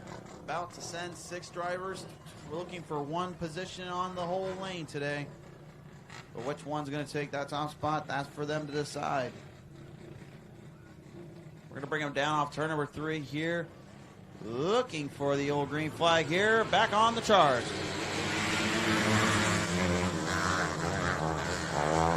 Strap yourselves in. You've got yourself a race. 2x2 as they still send them side by side. Housley trying to get back into control there, but that 45K, Caden Daniels did not let up. Daniels making the move off of Housley. Meanwhile, Marshall Dawson, the 60M, having a good little show there with Jace Mashing, making their move and making their mark and taking full control of that lane. Meanwhile, the 5, Ashley Slar, trying to find some lane choice and some grip on the track.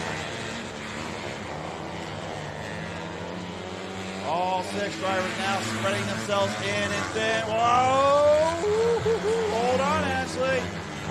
She was setting that thing wide and kind, but it was almost ready to grind and pound onto that wall protection. Hangs on though, and meanwhile, he's still got a good battle going on for that race lead. Daniels right now trying to hold Housley at the corner bay, trying to find an opening to stay in control. Every driver for themselves right now as they continue to maintain the distance and maintain the speeds. Jace Mashing right now, though, a little bob off turn number 2. Lost some ground and grip there, opened the door, and Slaughter can figure something out here. But it seems Ashley just can't quite get the runs he was looking for as we go from 2 to 1 this time by. Caden Daniels right now leads them down. Dax Housley looking to finish this one strong. Trying to find one more run up 3 and 4. Not going to happen. Caden Daniels going to get this one. Dax Housley going to go second. Third's going to go to Marshall Dawson. Fourth will go to Jace Mashing.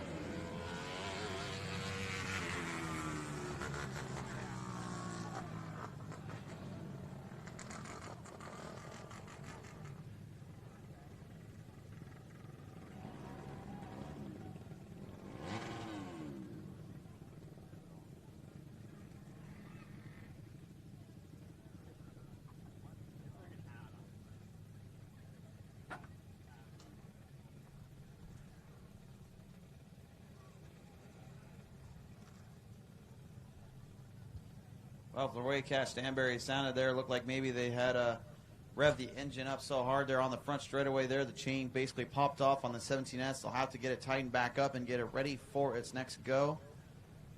Again, the drive chains on these things here are what help keep those motors in play and keep them stabilized. That's the only way they can get them running hard and running as good as they can.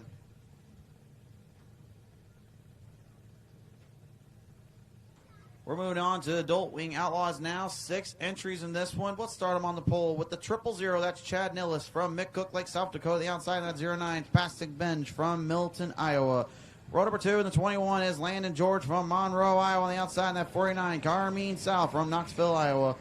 Final row in row number 3 is the 19H of Braden Hicklin from Polk City, Iowa. And the outside in the 5, Haley Fogel from Pella, Iowa.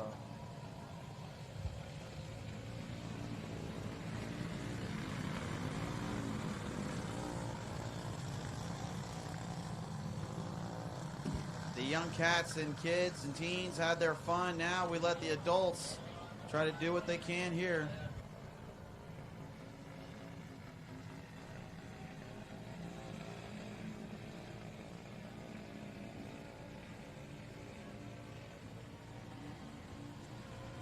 Pulling them right off turn number 3 into 4. Green's up and running. Here we go. Out of the gate here, Nillis immediately taking full control here as the number 49 of Carmine South looking to try to drive it down in and get some run on that 09 Paxton Bench. Nowhere to go and kind of crisscrossed up from the bottom off 4 and sent up to the high side there. Able to recover and keep it square. We'll hold on for third, but right now Carmine South trying to get up to that 000 of Chad Nillis. Meanwhile, back in the mid-pack madness scene, you got yourself a fight going on.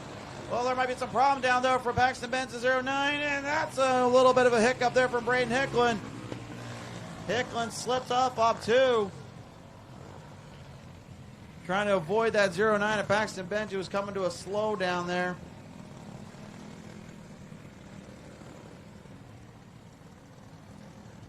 Not sure exactly what happened. The 09 might have just unfortunately ran out of juice, and unfortunately something may have came off on the train. Either way, it's very tough break there for Paxton Benz. The 09 going to pull it into the middle.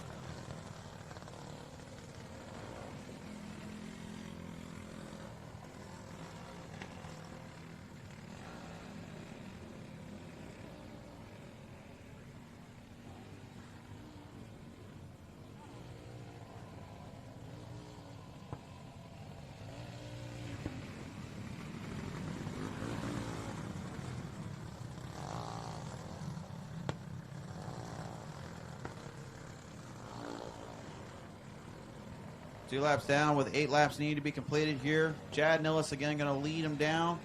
Carmine South looking, try to get a runoff, trying to get some momentum cooked up here as the green flag flies back on out. Oh, yellow, yellow, yellow. Well, I'm not sure what Chad Nillis was pointing at. It looked like he was pointing at something down there, though. It sounds like they didn't switch the light back to the green.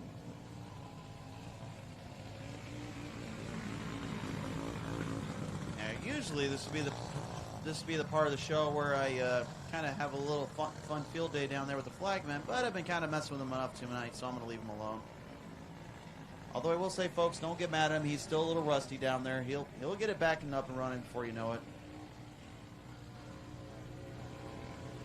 Green flag back on out, and we're running them down.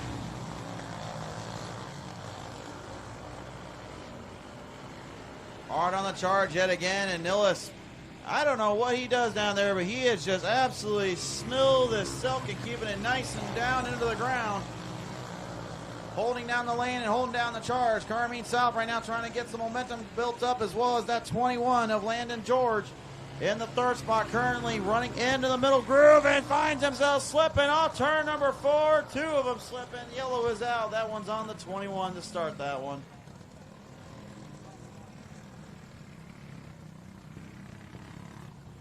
Landon George coming out turn number 4 and started a chain reaction. Unfortunately, caught a little bit too much of the ground, and when you catch the ruts and the slickness of the track, it does not give you an inch.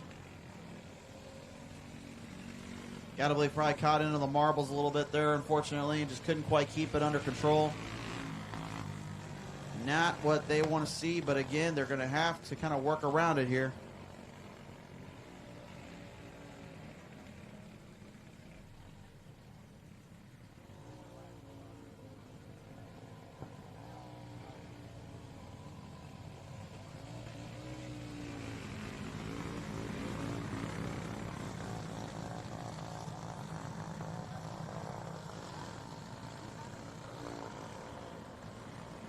We're going to bring them back down the back straightaway here once more. See if we can keep them under control and under wraps here. Looking for the complete restart.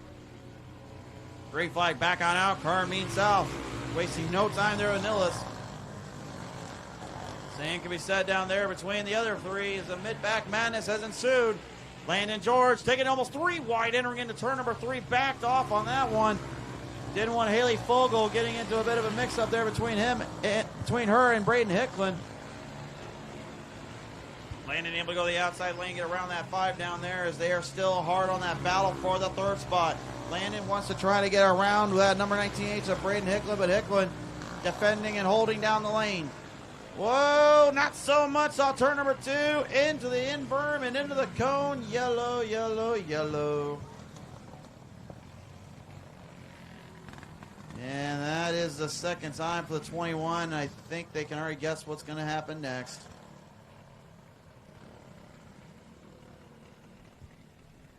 That's a tough break there, unfortunately, for that 21. But again, just not a whole lot you can do when the rules are very clearly stated. 2 times, you're out. Free flag once more. We've got to finish the adult wings. Carmine again going to try everything they can, but Nilles again just basically pirouetting and just poetry in motion, keeping it so smooth and silk. Got the wings set up just right. Oh, and got the machine up and right just right as we got a little bit of a pile up down in turn number 2.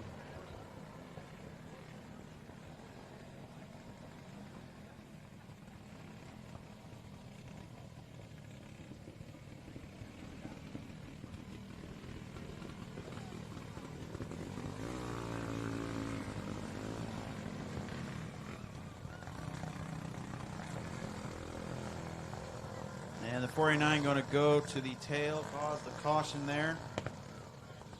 That is their first one. They better be careful. They don't want that second one. Waiting in the wings back there, literally and figuratively. The open 500 cc's just waiting for their turn. And I got to believe they are absolutely ready to flat-foot it and get it down to the track here. But we got to get these adult wing guys finished up. Nilles again, we got another strong start. Carmine South, my word. If that thing's not on the ragged edge, it certainly does not mind putting some fenders together. Clapped up on the back of the 5 there of Haley Fogel. And Haley, I guarantee you're probably just wondering, man, what did I get myself into? Oh, well, she got itself into this mess here on turn number 2. Braden Hicklin, this time causing the spin.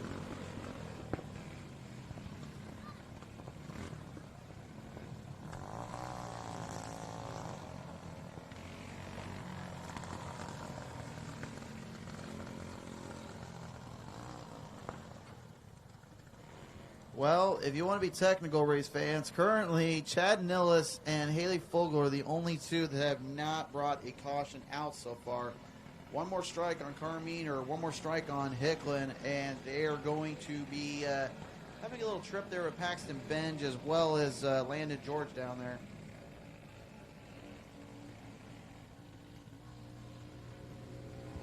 Get them back to the green. Can we get this one wrapped up? Fogel backing off out of that one. Gonna let Hicklin move ahead as the white flag comes on out for the 000. Just been pure and smooth all the way around, and off turn number 3 and 4 finishes it on the right note. The 000 Chad Nilles gonna take this one home. Carmine South gonna go second, third's gonna go to Braden Hicklin, and fourth will be Haley Fogel.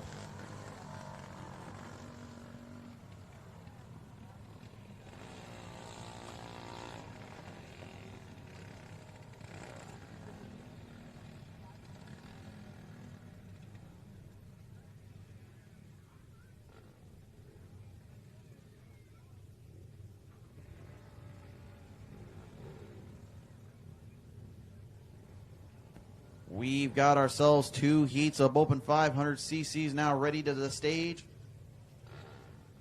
First one on the lineup, in the number 33 will be Jaden West from Des Moines, Iowa. On the outside is the 30J, Jackson Miller from Lake City, Iowa. Number 2 in the 24P is Preston Schmidt from Cambridge, Iowa. On the outside of that 132 is Cash Kinsey from Viola, Illinois. Number 3 in the 47, Nate Carroll from Reynolds, Iowa. On the outside of the 7, it's Nikki Bauer from Ankeny, Iowa. Row number 4 in the 000 is Chad Nilles from McCook Lake, South Dakota. The outside, and the 11 is going to be Mike Stoker from Altoona, Iowa. Row 5, final starters will be the 46 and Marty Murphy from Knoxville, Iowa. On the outside, 29, that's Colin Mason from Liberty, Missouri.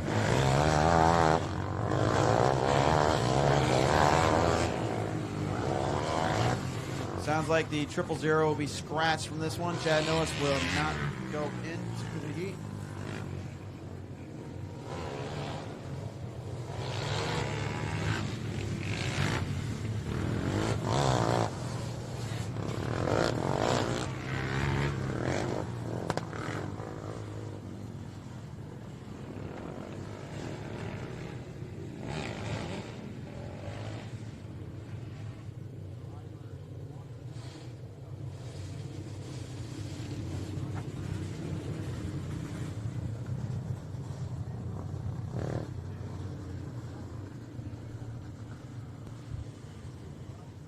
Transfer everyone to the A main. We tech the top 5 right now as we set them on down through the turn number 3.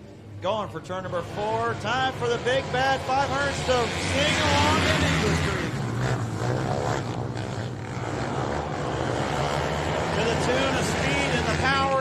long. We run them hard down in through turn number 3 and 4, where absolutely nothing went completely wrong.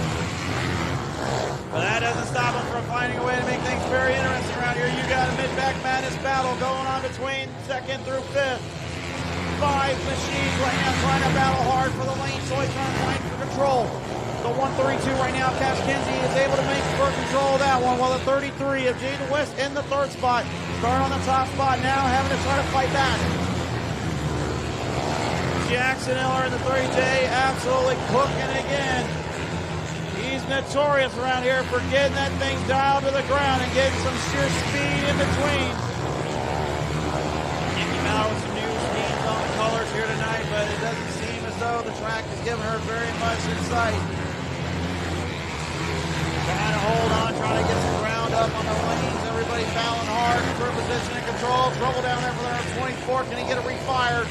Yellow is out, and they will not be able to. Preston Smith, the 24P, coming to a stop here off turn number 2. Slipped it up on turn number 1 and 2, and then ended up trying to refire, and the 24P just did not get back under wraps there. Not sure exactly what started that and what gave them the trouble.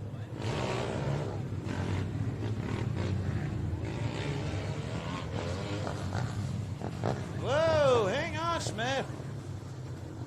The yellow flag is out. Does not mean we start racing again. Now, youngsters and kids, I see a few of you running around down there. I hope you're paying attention. You saw what the 24P did there off turn number 4. When it's yellow, we have to yield. We don't go too crazy and go jumping around places. We yield at the yellow. We slow down. If you don't slow down, then that happens.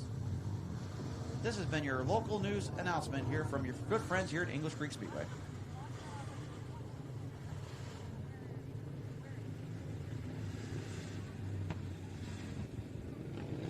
Bringing them down off turn number 3 here, coming down from turn number 4 here. Green flag back on out, and here we go again. Taylor going to lead him down through the back here. Meanwhile, back in the chute, Jaden West. Looking to try to get some momentum carried through as Cash Kinsey tries to hold down that charge. Marty Murphy in a 3-wide battle off of turn number 4 on the front straightaway. They had some wall riding down there. Oh my, Colin Mason was wall riding on the front straightaway in that 3-pack and managed to come out of it clean. But not so much in this case for the rest. A big charge there for Nikki Ballard, getting her into the 4th spot as Jackson Miller will get to victory lane. Cash Kinsey going to go into the 2nd spot. There's going to go to Jaden West. Nikki Ballard recovering from 4th. 5th will end up being the 47 of Nate Carroll.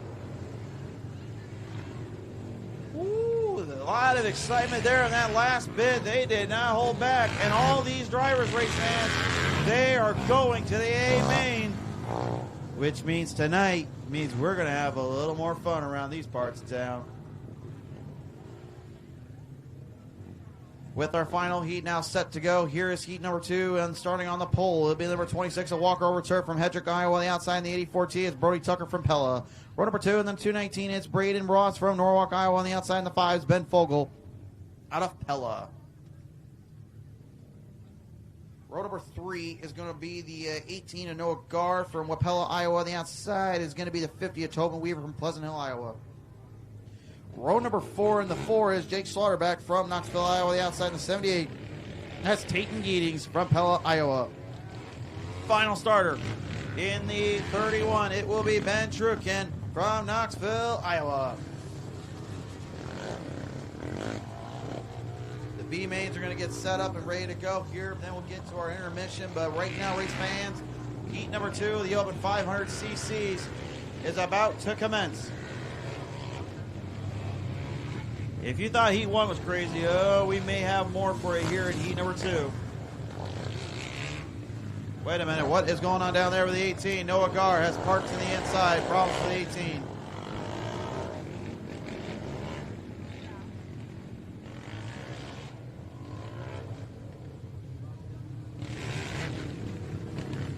Noah Gar talking down with the race officials there in the 18, trying to figure out what went wrong exactly. Why is the machine not up and running like it's supposed to be? Well, that might be a problem. I didn't even see that. He had a whole cone stuck in that tire. God, no respect for the cone industry tonight. We keep abusing these things.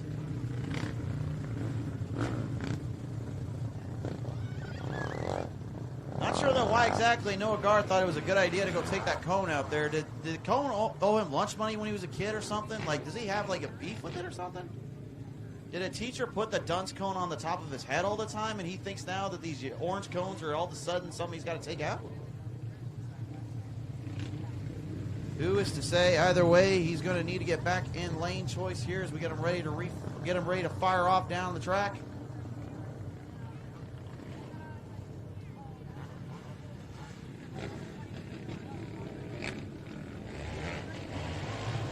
Coming off turn number 4 here, the green flag is showtime for the Heat 2.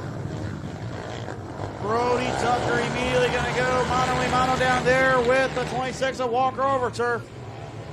Meanwhile, a little 3-wide action coming off turn number 3 into 4.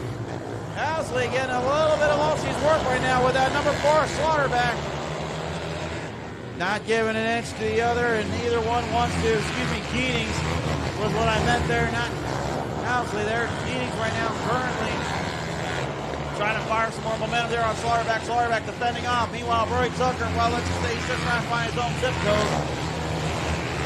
He's driving that thing down along, and he's trying to get it as far back to Pella as he can.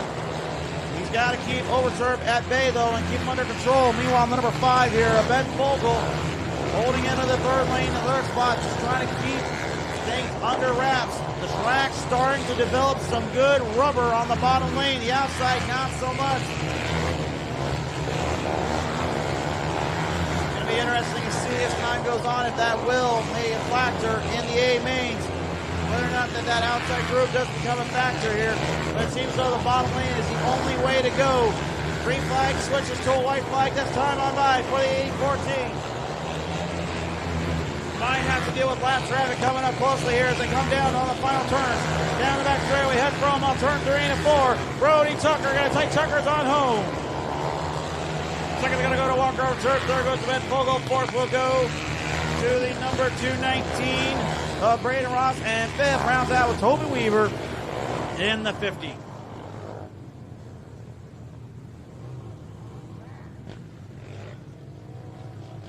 Clean and green all the way through. That was your top 5. All drivers will go to the A main.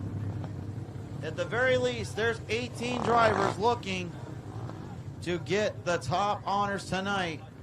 This will be an absolute nightcap here for E-Race fans when we get to it. We have 2 B mains now to clear up and get through here. And then we'll take our intermission break. We will begin our box stocks B feature here. We'll start them on their pole. For the feature, it'll be the number 21 of Hayden Hawk, then from Tracy, Iowa, the outside. And that 27 is Braxton Edwards from Knoxville, Iowa. And row number 2, it would be the 24 via Vera Schmidt from Des Moines, Iowa. And then the outside of the 33A will be Aurora West from Des Moines. Row number 3 in the 11B is Brecken Reynolds from Mitchellville, Iowa. On the outside in the 7 will be Karen Linger from Knoxville, Iowa. Row 4 in the 5, Jack Linger from Knoxville. The outside in the 3D, Daniel Rose from Des Moines. And shotgun in the field, the 3E, Braxton Herring from Oskaloosa.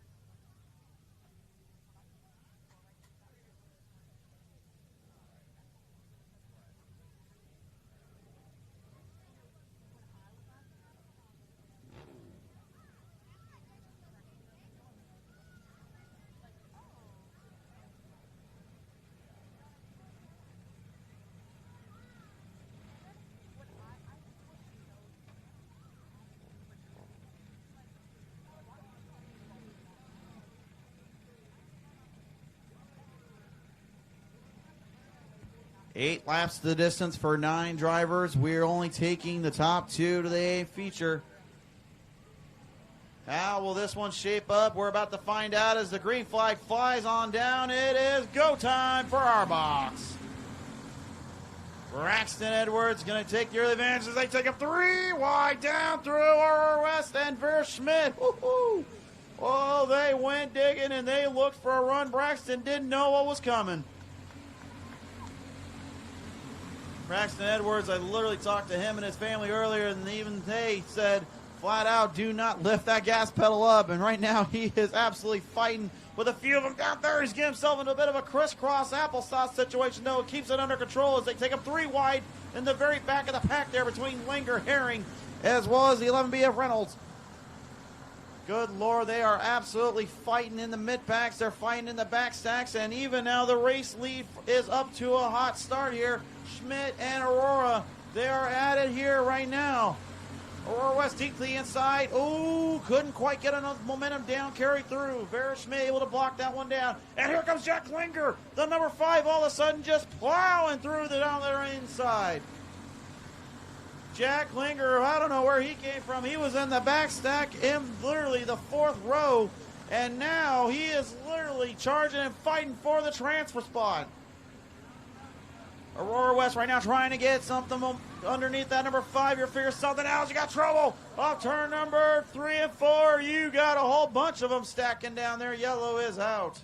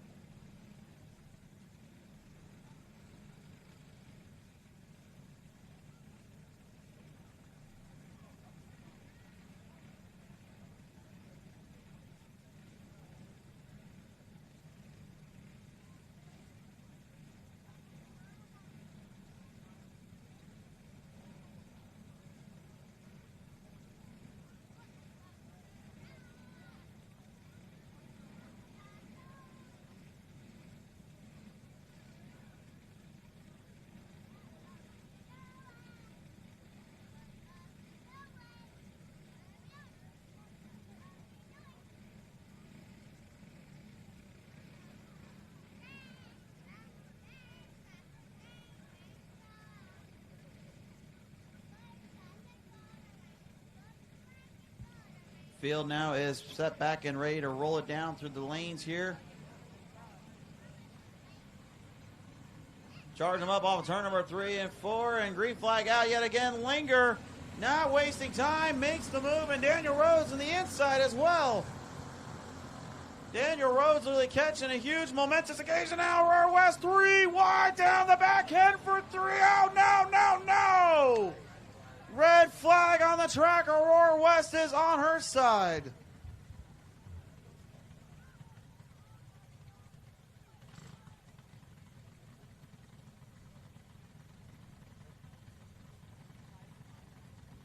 Oh, my word. Absolute insanity there. Daniel Rhodes getting taken 3 wide with Vera Schmidt and Aurora West in the 33A.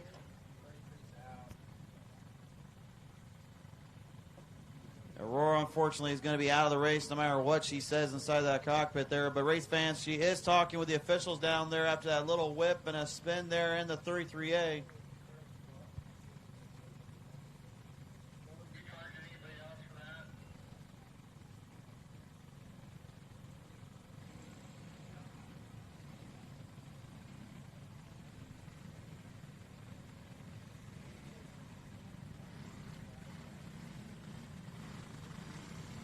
I'll give credit's due. Aurora has absolute guts inside of that machine. She did not hold back there, but unfortunately, we'll have to put it in the infield for the time being in this case.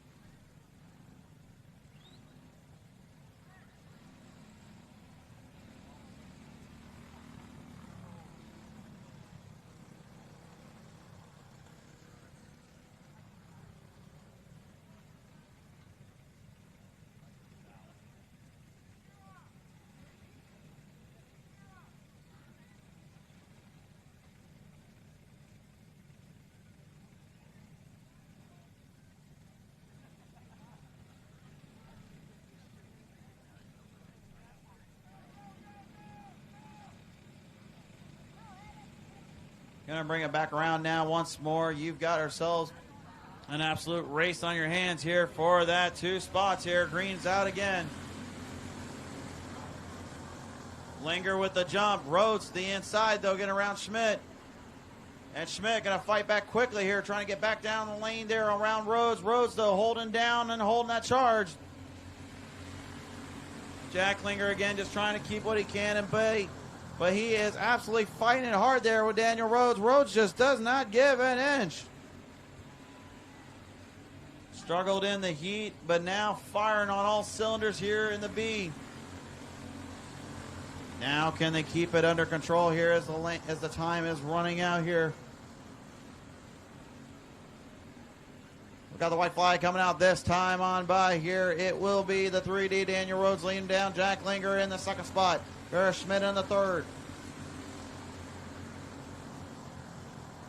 Vera trying to get something going here, but I'll turn number 3 into 4. The way it will go, Daniel Rhodes taking the victory. Linger got the second spot. Schmidt will go third.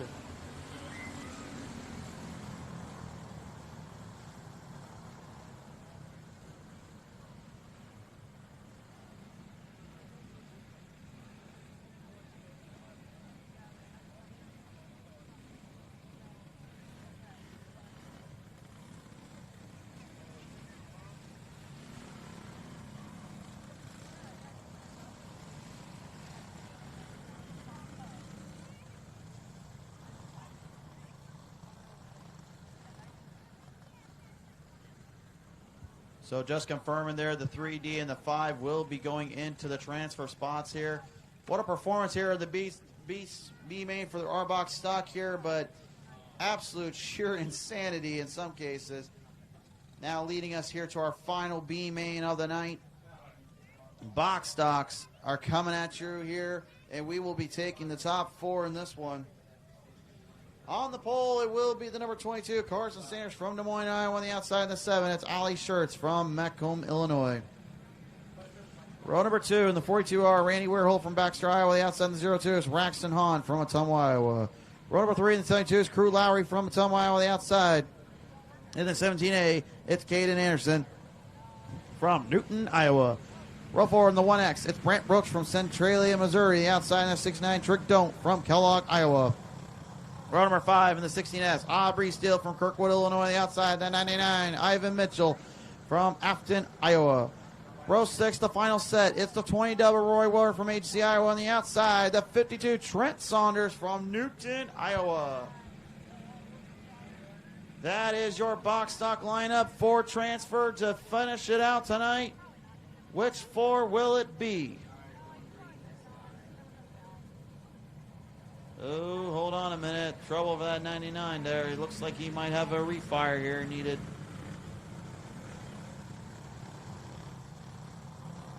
Pull the switch and pull that handle. Get that thing refired here. Motor is killed off. They're going to try to get that pull handle rolling as quick as they can here. They're trying what they can, but Ivan is having some massive problems here. He can't get it up and running. And I don't think that's going to look like he'll be able to continue on. Oh, what a tough break there for that 99.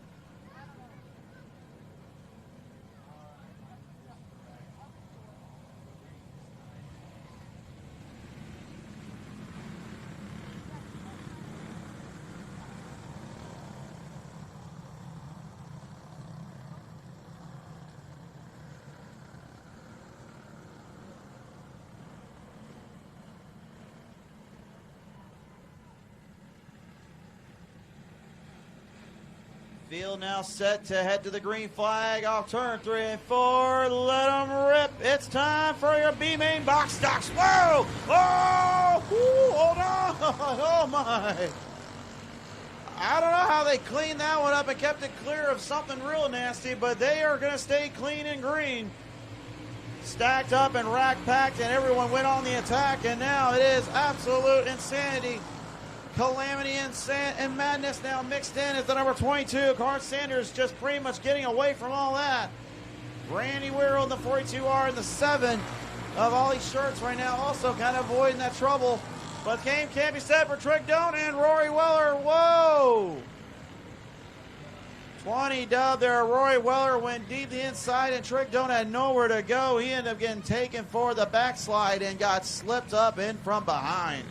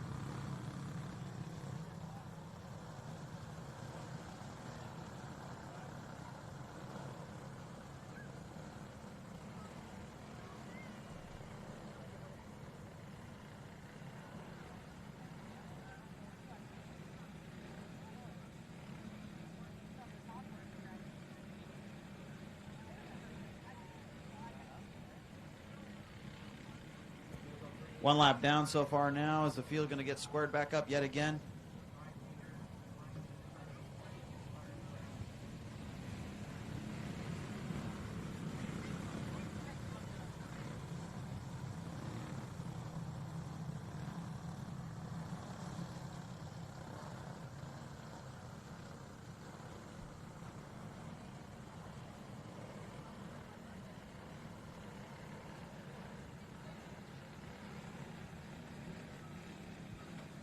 Well, field is ready to go, but the back stack says, I want to get moving already. Green flag out. Here we are once more. Sanders will lead him down here as that transfer spot up for grabs, the fourth and final spot. Rory Weller making their move around the number 02 here of Raxton Hahn. Raxton now need to try to gain some control and get this thing back up and running. Lowry and the 72 having a good little hustle there with the 16S Aubrey Steele. Aubrey surrendering down. Lowry now trying to gain some position, get up 2 more spots. He's got to find a way around Hahn as they continue down the momentous occasions here through the lanes. Randy Weir holding that 42R, hanging in tight and hanging in strong. Oh, wheel off on the number 16S. Aubrey Steele has got a wheel swinging down the backstretch.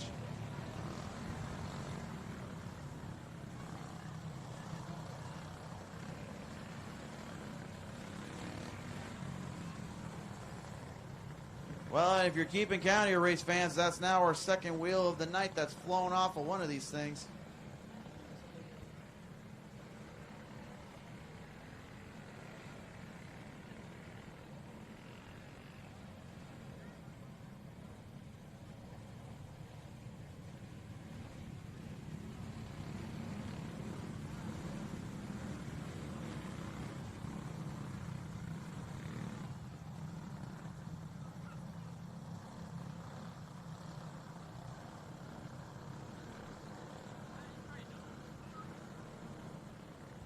So Aubrey Steele, unfortunately, the second victim of the loose tire wheel tonight. You know, when they go back and look at the replays whenever they feel like it, they should like literally take a good idea of how far some of these tires can go flying around here. That thing went from all the way off of turn number 2 and went for a stream roll down off of the backstretch into turn 3.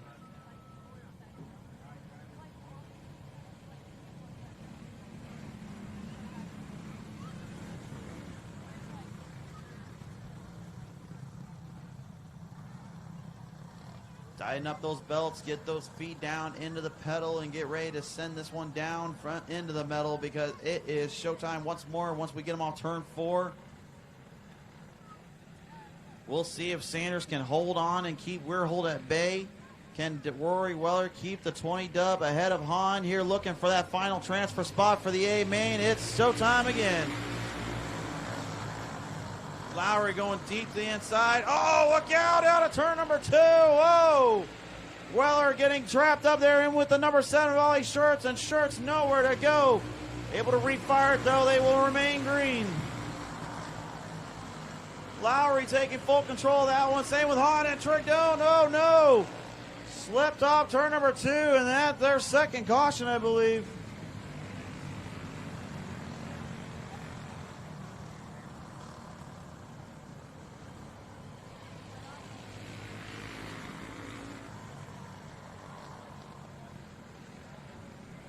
Now looking at the replay actually and getting word from the officials, actually the 1X was tangling around with that 69, so technically 69 involved in his second situation, but not his fault for the caution. So that is the word on the street and word on the signs.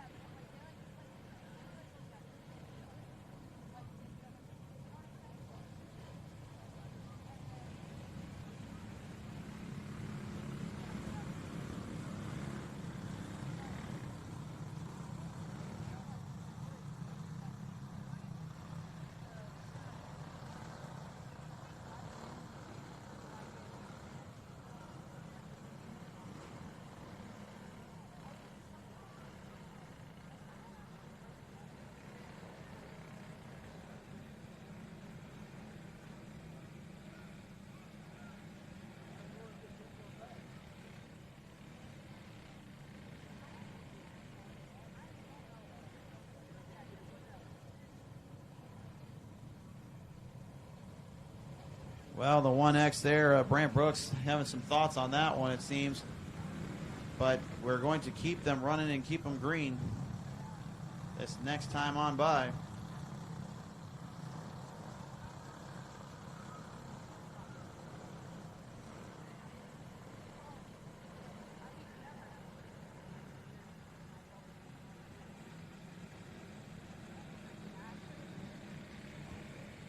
Bringing them down through off turn number 3 into 4. Oh, no.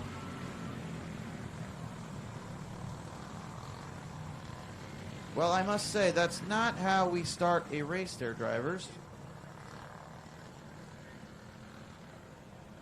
They got a little bit eager in the back and just decided to have a little bit of a meeting of the mashing the buttons.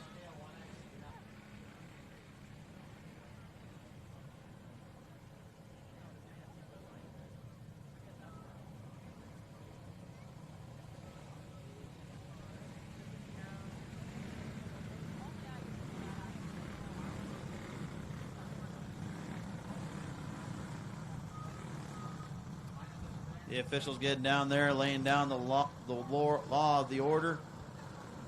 You got to make sure you don't make them upset down there. You don't want to get them on your tail.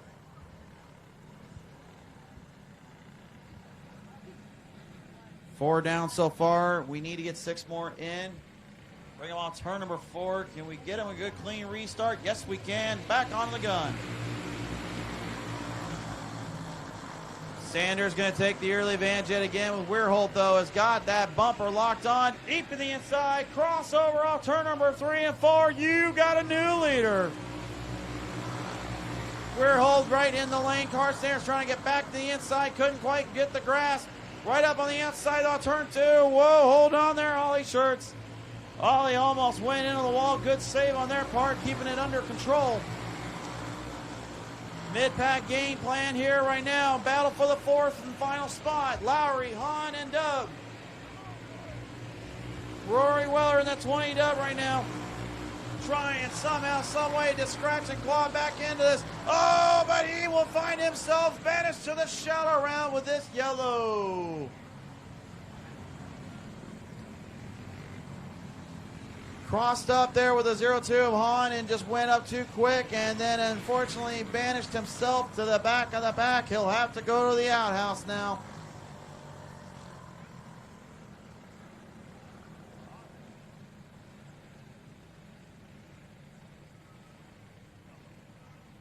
Watching the replay there, it looks like Troy Dub just unfortunately went up a little too quick there off the exit. Again, you want to try to get these corners to diamond off and get closer off that wall, up to that wall protection. But unfortunately, when they came off that lane, it ended up pretty much right into the crossfire of the 0-2's corner. And with that rear end basically just trying to get straightened back out. Any wrong move with these things, and pretty much it's a one-way trip to Spinsville. And they don't just have Spencers there. They have a lot of spinners and Beyblades running around there. Pulling it back off turn number 3 and going in through turn number 4. Green flag back up yet again. Time is elapsing and running out. They have only 3 laps left to get it done. Laying them down on the charge right now. 2 to go. Green flag up in the air. We've got one more lap left after this one. Final battle for that 4th and final spot right now, as Weirholt will lead him through with Sanders right in the mix.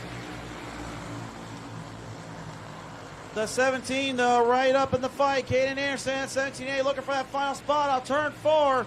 Weirholt will get it done.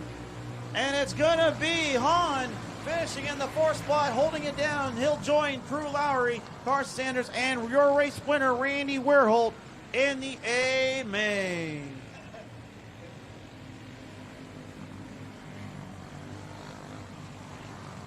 And with that, race fans, heats and B mains have now been completed.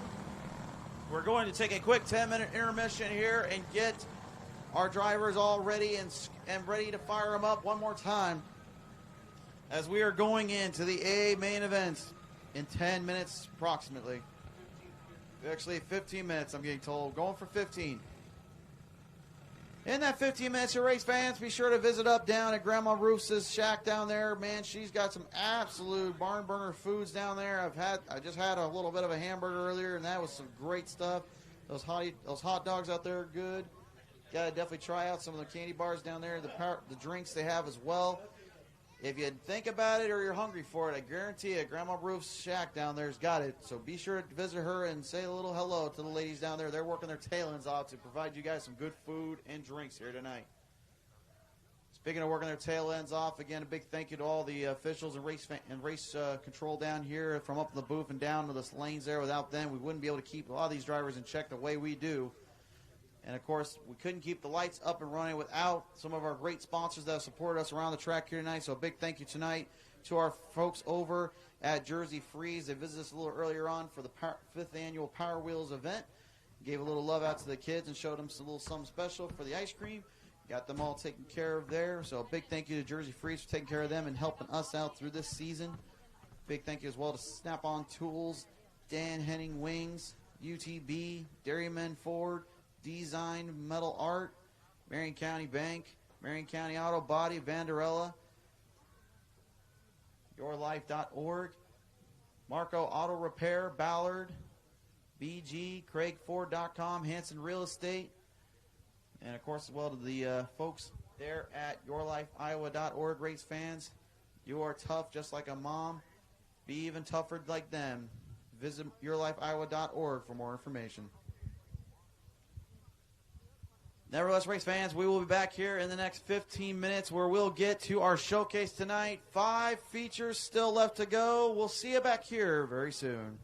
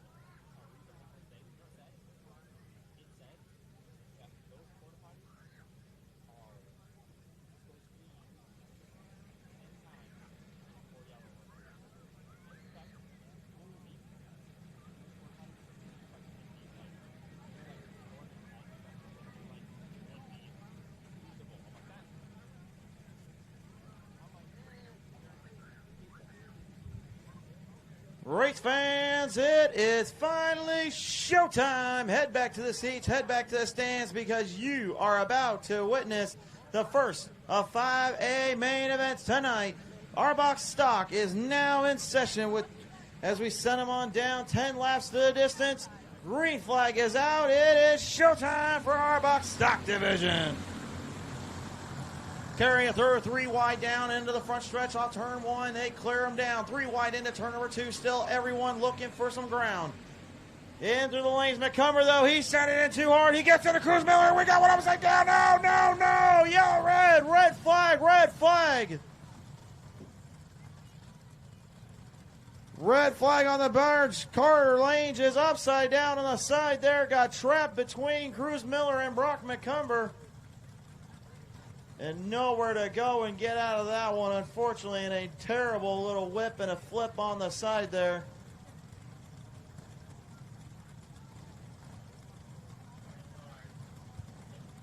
McCumber going in too hard on the number 1K, unfortunately, and causing the chain reaction to stars the 9A of Carter Lange. Getting trapped up in that mix there. Race fans, Carter Lange is still inside the machine, but is able to move okay, and give him a little bit of a round of applause for going through that absolutely wild wreck.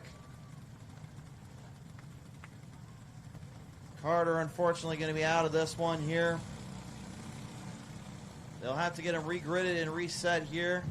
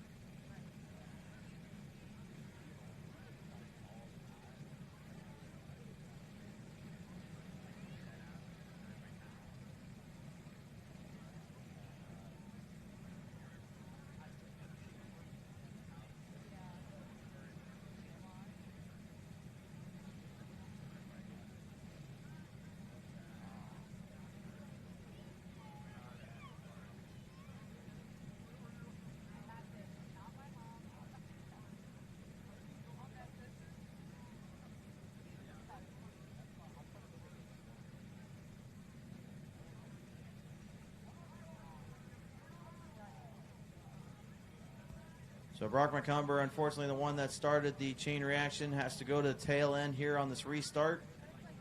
We have not gotten a full lap in, so that will square everything back up once more. I finally now have also been able to figure out how to say the number 4 in your leader. Will see the 3J there in the box stock. Their last name is Pettit. So to the family member down there that helped me figure out how to say the name properly and without smacking me upside the head, thank you so much. Like I said before, race fans, I do not like messing up names, and I know there's a lot of people that hate me when I mess a name up. So if I want to make sure we get it right, if I do mess it up, let me know, as we're trying not to mess up this restart zone. Green flag is out. Drivers are now sending it down, and was that 5 wide entering it through turn number 4 on the front stretch? They were 4 or 5 wide going down the front straightaway, and they somehow cleared it out, and they are running. Everyone is in a run for their spot and a run for their race. Oh, Sawyer Struck getting trapped up a little bit there. Here comes Pettit on the number 4, deep to the inside. He makes the move on Sawyer Struck. Kaylee Metheny and the number 3K now trying to find a run back on down that lane as Laura Ballard will lead him through. Braxton Klein and Cruz Miller right now in a deep fight again. Those two went at it earlier on, and right now they're back at it. Daniel Rose, the 3D. Can he get a refire? No. Yellow. Whoa. Look out down there in turn number 3 and 4. Whoa. 3D was the one that caused the initial caution to come out, and I don't know what happened after that one.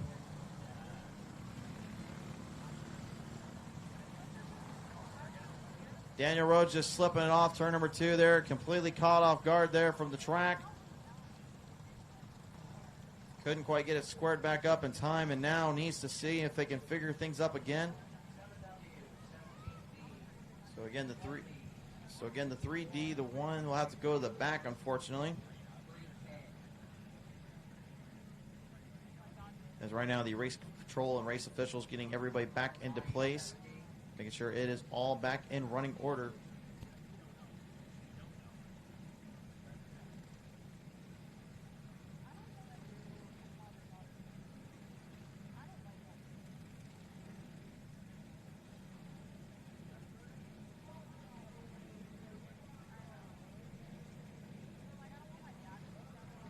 Two laps down out of 10 now. We are getting ready to free fire them up once more. We'll see if they can hold on to the pure insanity of racing again here as they bring him back down the green. Klein looking for a run there on Willard Ballard out of the gate. But Cruz Miller back on the outside lane yet again, fighting hard there with that 17B. With the track now being watered down and giving a little bit less rubber on the circuit, but would that possibly have opened up the outside lane, I wonder? Cruz certainly was making a run for it, but just didn't have quite the grip. Here comes Pettit right behind him. Luke Pettit right now trying to engage the inside, takes a huge side swipe of that 1K, makes the run though in the 4, now into the 3rd spot. And Sawyer struck now with some racing stripes, kind of ripping it alongside that 1K on the tight end there. Trying to keep him under control. It is a spinner off of turn number 4. Cruz Miller clipped and tapped and sent on through to the back.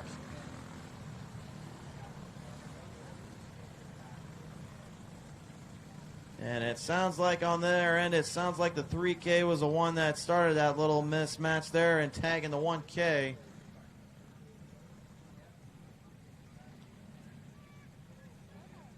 Looking back at the battle there, actually looking at the replay here, actually it looks like the number 17B and the 4, they had a wonderful duel there coming off turn number 3 and 4, side by side with each other there, trying to outdo the other.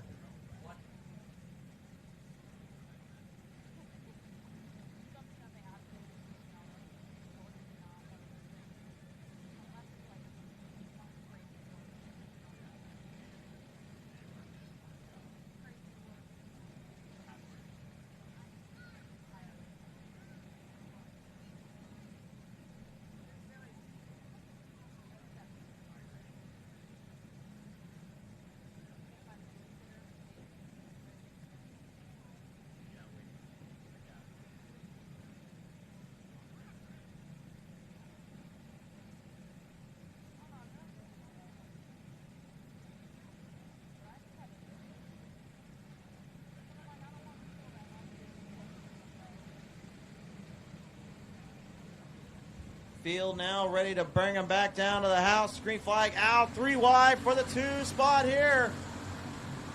Cruz Miller getting around there pretty cleanly. Braxton Klein trying to get out of that mess. Pettit now moves into the 3rd spot.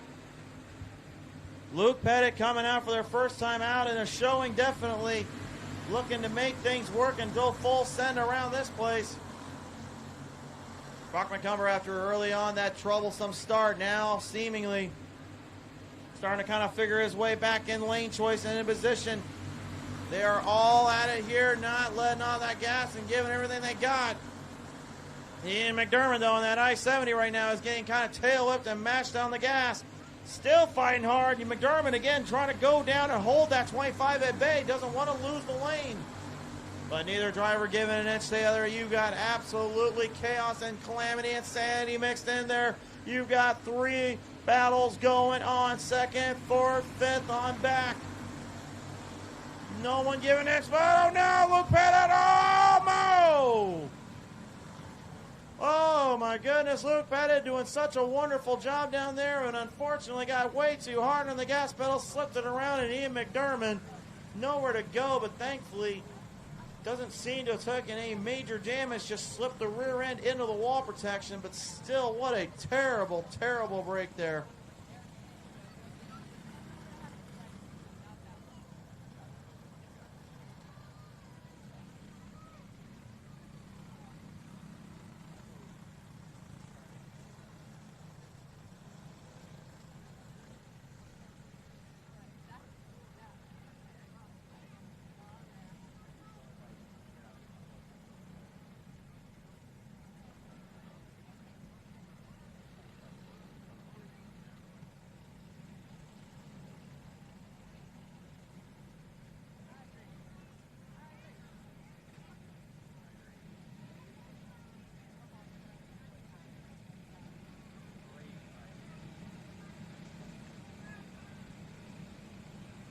7 laps down and 3 still need to be completed. Here we go once again.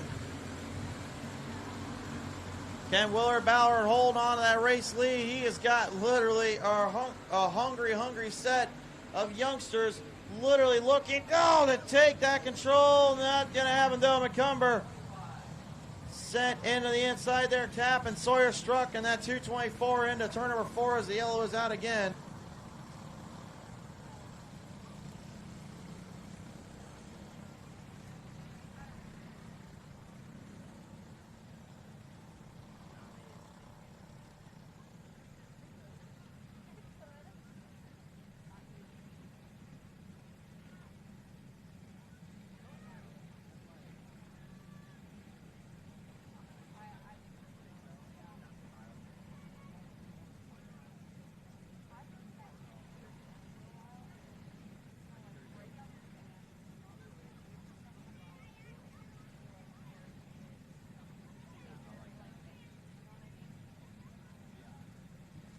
Once again, Brock McCumber going to have to go to the back of the tail end. Here's his second offense.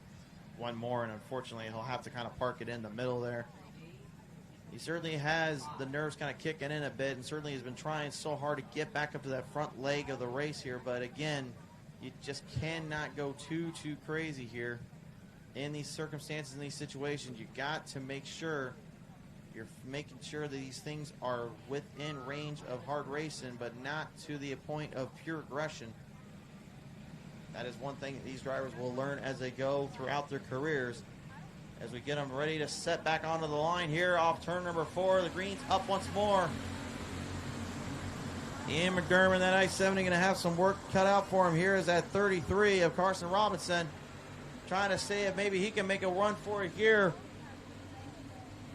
Coming up with the 2 lap to go marker this time by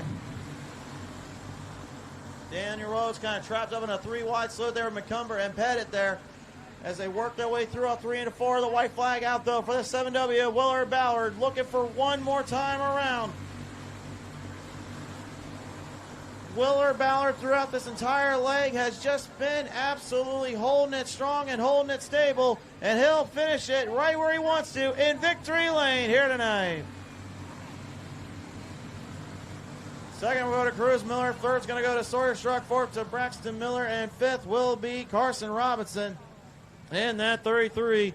But race fans, how about it for the R-Box Stock, their feature event? Let them hear you. They've earned and deserved some, much needed love.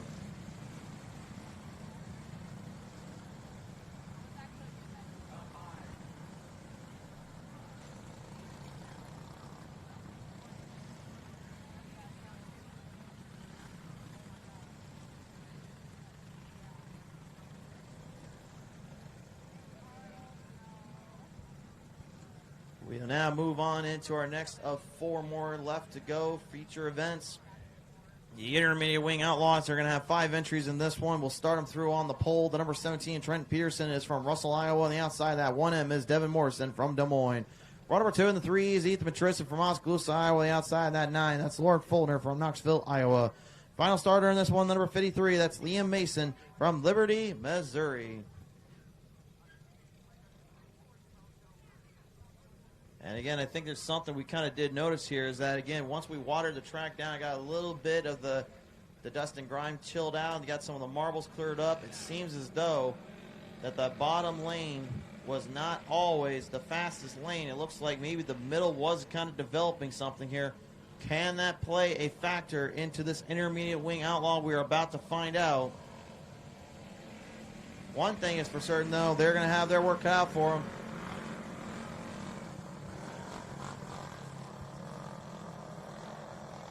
Race fans on the backstretch and in the front, wave them down as they're about to send them on down to the green. This time on by, we're going to see what they have in store for you. This is going to be their moment in the sun. As the night skies fall upon English Creek, we send them down to the green. Out of the gate, Devin Morrison immediately trying to make a run there on Trent Pearson as Warren Fulner looks to make some work as well. Plowing down into turn number 3 and 4 right at the moment. Morrison filing back. Fulner trying to keep up the momentum here, but Trent Pearson right now absolutely nailing each lane and each corner. Trying to dial it in here and trying to keep things under control. Ethan Matristan in the 3E. Looking at trying to find some way around that 9 of Fultner without causing too much trouble. Fultner catching the rear wheels back up a little too much. Center up a little higher than she wanted to. And Matristan capitalizing on it, keeping it down more to the ground. Sends it through and now moves into the 3rd spot. Morrison now having to play into defensive mode. His offensive lane is not getting very much here. Trent Pearson is getting too much ground coverage on him, and he's well aware of it. Liam Mason here again trying to get a bit of a grasp, a bit of a handle on this kind of racing style, this kind of circuit. Devin Morrison, though, on turn number 3 and 4, self-spin, the 1M going for a quite tame spin. But I still would not exactly want to feel the whiplash in that thing inside that cockpit.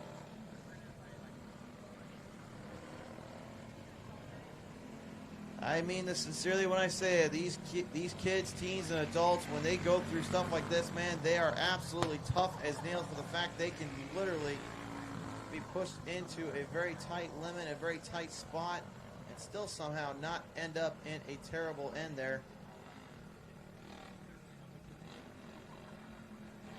And it looks like Morrison, unfortunately, coming to a dead stop. Looks like they need to get a little jump start. That is the starter piece there that they are working right now. Again, they don't have pole handles in these things. They have jumper equipment.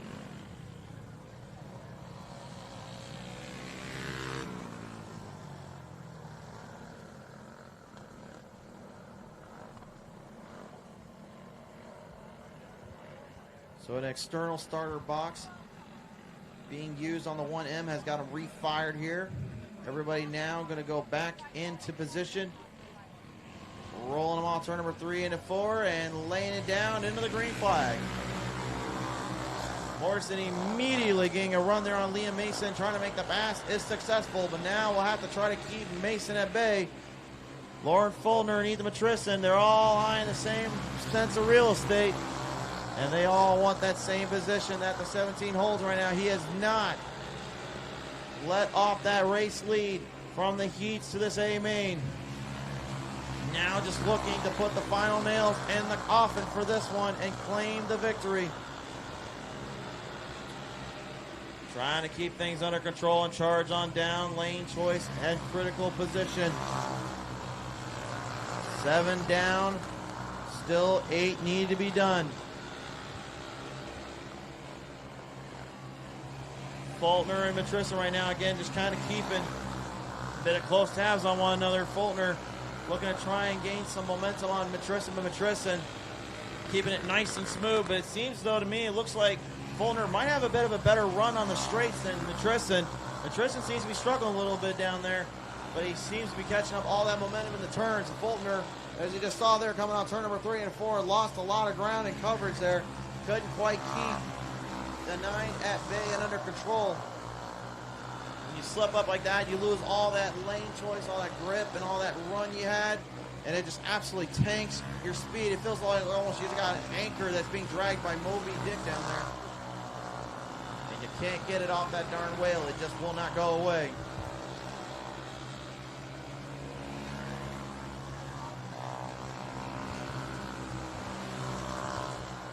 Trent Pearson again now developing a almost 3-second lead on the 3E of Ethan Matristan. White flag this next time by, 2 laps to go. Green flag high in the sky, we switch it to the big white. Ready to come on by. Trent Pearson absolutely keeping it under control, smooth sailing his way to victory lane today. Second goes to Ethan Matristan, third to Lauren Fultner, fourth will go to Liam Mason, and fifth, unfortunately, DNF, the 1M of Devin Morrison.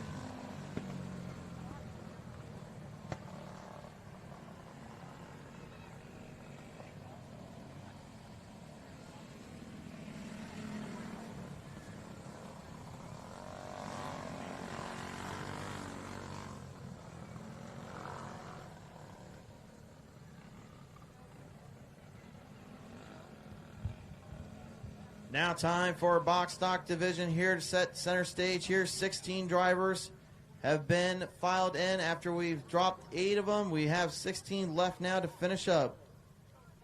Here's how we'll look at them on the pole. In the number 1K, that'll be Cruz Miller from Des Moines, Iowa. On the outside in the 15 is Braylon Neer from Corydon, Iowa. Row number 2 in the 4C is Carson George from Altoona, Iowa. On the outside in that 50K, that'll be Camden Gasper from Newton, Iowa. Row number 3 in the 88 is Gann High Bob from Mitchellville, Iowa. On the outside, that's 99, Dax Housley from Runnels, Iowa. Row number 4 in the 11, Jackson Godfrey from Ironton, Minnesota. The outside in the 17 is Cash Stanberry from Sturgeon, Missouri. Row number 5 is the 81 of Henry Booyer from West Des Moines, Iowa. The outside 3J is Jonathan Pettit from Winona, Minnesota. Race fans, this time by, give them a wave, give them some love. They are getting ready for a parade lap this time around. Row number 6 in the 84, that'll be Brooklyn Signs from New London, Iowa. On the outside in the 13H is Caden Hamden from Oskaloosa, Iowa. Row number 7 in the 42R is Randy Weirhole from Baxter, Iowa. On the outside in the 22 is Carson Sanders from Des Moines, Iowa. Final row, row 8, the 72, Crew Lowry from Ottumwa, Iowa. And the 02, Raxton Hahn from Ottumwa, Iowa.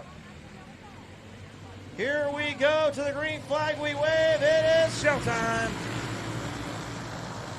Rack stacked, and they're all now on the attack. 3 wide cleared off. Turn number 2. Cruz Miller will lead them. Carson George right behind. Everybody just trying to stay in control, stay in their own lane. Power down through right on the inside lane. Here comes the 79 Dax Housley trying to get some good coverage on the 4C of Carson George. Certainly did. Braylon near the 15 end out, traveling 3 wide deep.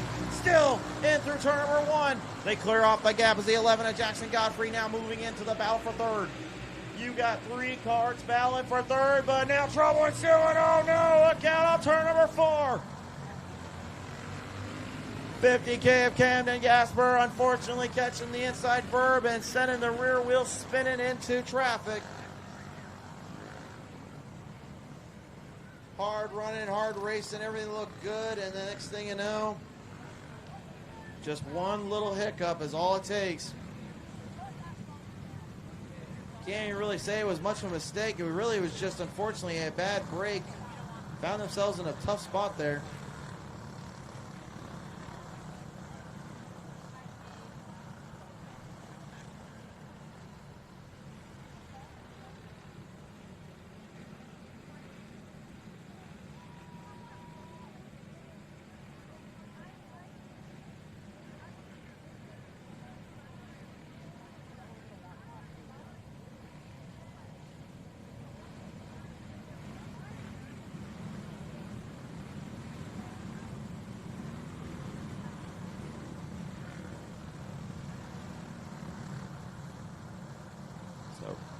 Braxton Hahn there kind of coming to a dead stop there. Not sure what exactly put them into that position there, but they were able to get a quick jump start there from the pole cable.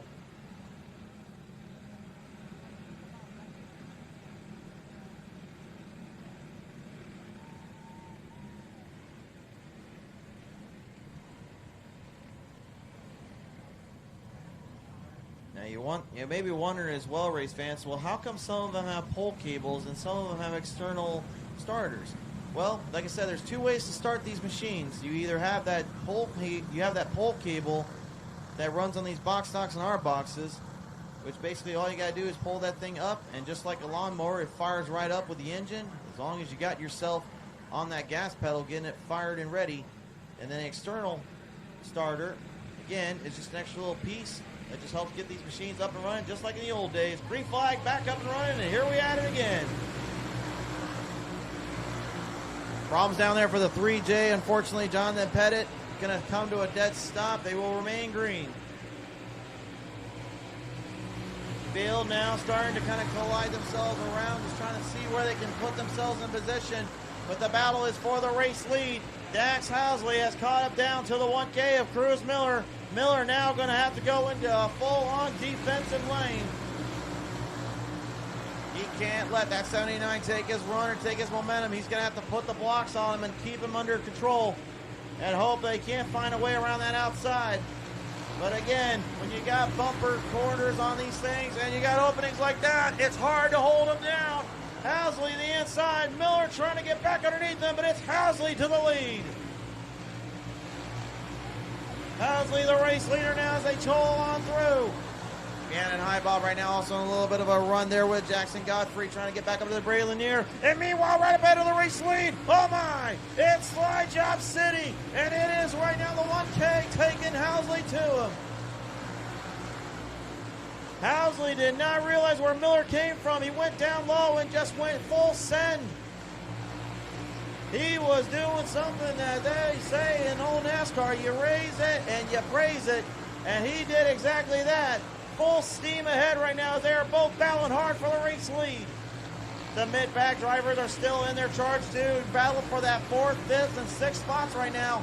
You got 2 of them still colliding with one another. Carson George and Carson Sanders all at it too. Housley though, look back at the race leads. Lee inside. He sidesteps Cruz Miller on the 1K. Miller can get back to him. He's looking for him on a run down the inside off the back straightaway for turn number 3 into 4. But Housley taking full center stage. He took away that run with time now elapsing. They've only got 4 laps left to go. Weirhold with problems in the inside. Now will put it to the infield. Stay, keeps it clean and green. Miller right now trying to find anything he can on Housley. Everybody else just trying to stay in it. Time running out. 2 laps left to go. Green flag is out this time by 2 to go. Take the green out and bring the white up. It'll be Housley leading us down with 1 more lap remaining. Dax Housley absolutely in a barn burner fight. An old slobber knocker, if good old JR would say once more, will send him down to victory lane over the 1K.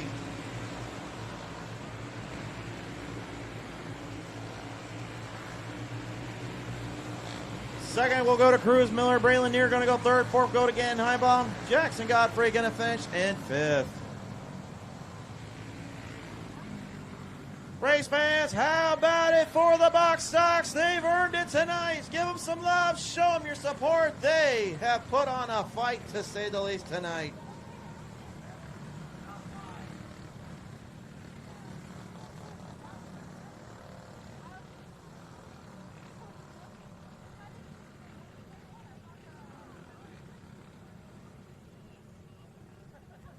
A tremendous performance there here from the box stocks here. What an absolute dogfight we had.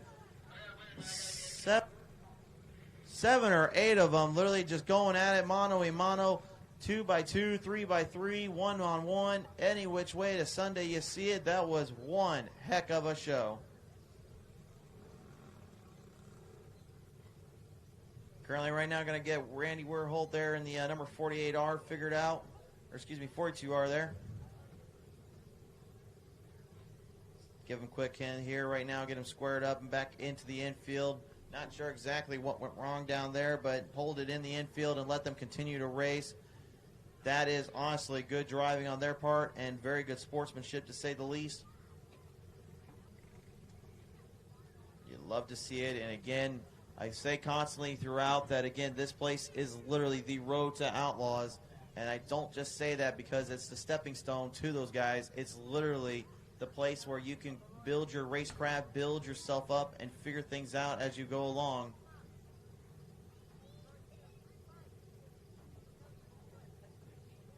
And now, race fans, we're going in with only 3 more features left to go. 13 entries will come out here in the 250s.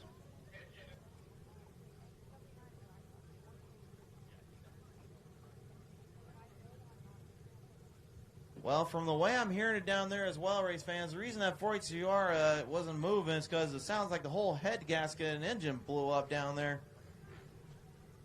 Well, they'll triple check the parts around the track, but that is not something you want to hear as a driver or pit crew.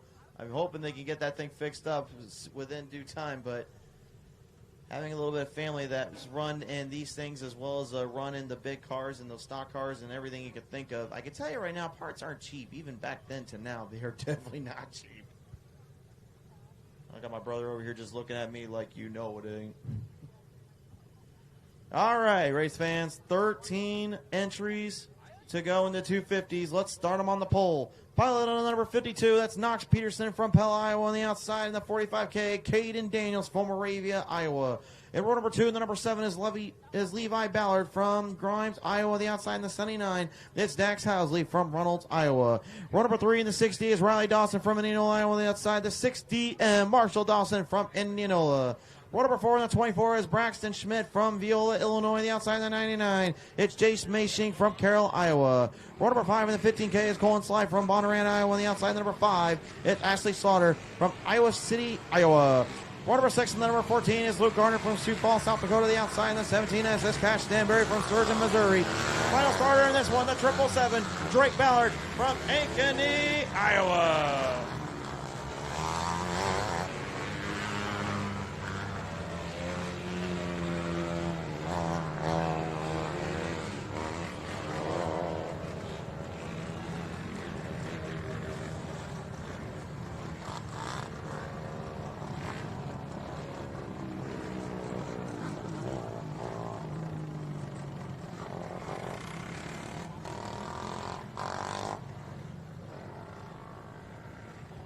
Getting those carburetors opened up, getting the engines back to life. Going to get them into racing position now. And we will be set to go green. Looks like maybe this next go.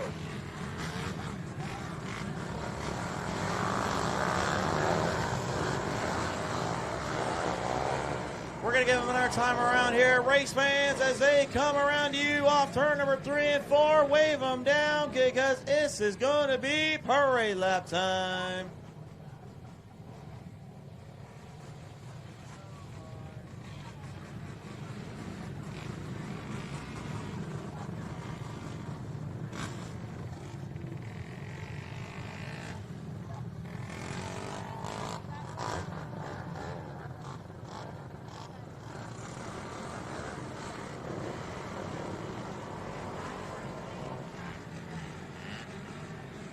$15 laps to the distance here. We'll see how they handle it as they go to the green flag. We're off and running.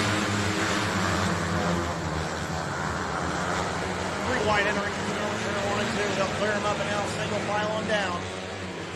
Knox Peterson will lead it through with number 79 here of Housley, making his run and making his presence felt. Trying to perform the same duty he did there in the box not just a feature ago. Fly tag there off turn number 3 and 4. Yellow is out. Yellow is out. Marshall Dawson there in the 60M getting a little bit too up close and personal with the number 8 there of Levi Ballard. And Levi not able to really get out of that mess and got tangled up on the front nose. That's 60M.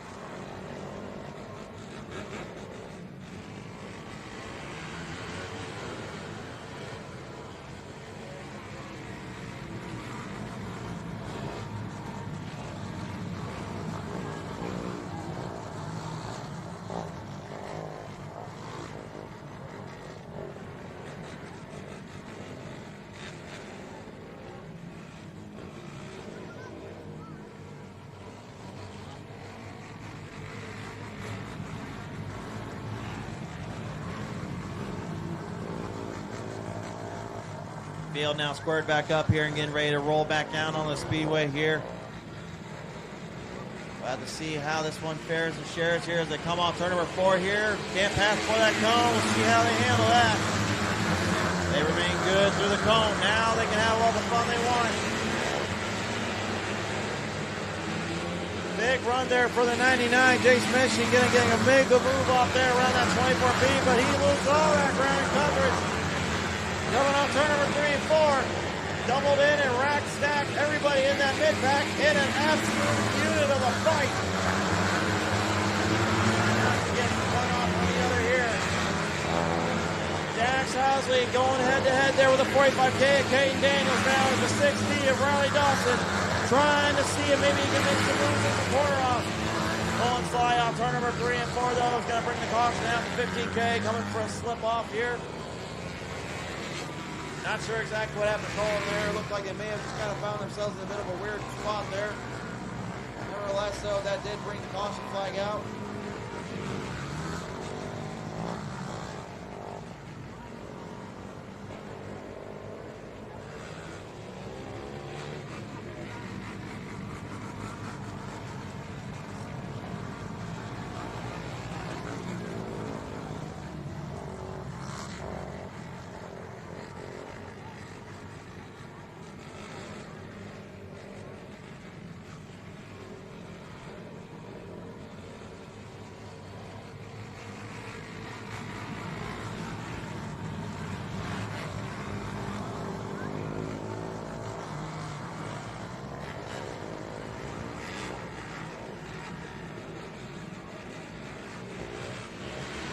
Coming back to the line down off of turn number 4. Green's out once more. Big shot in the dark. Dax Housley getting a run up there. Looks like some contact between 3. Oh, no. Trouble on the backstretch. Red flag.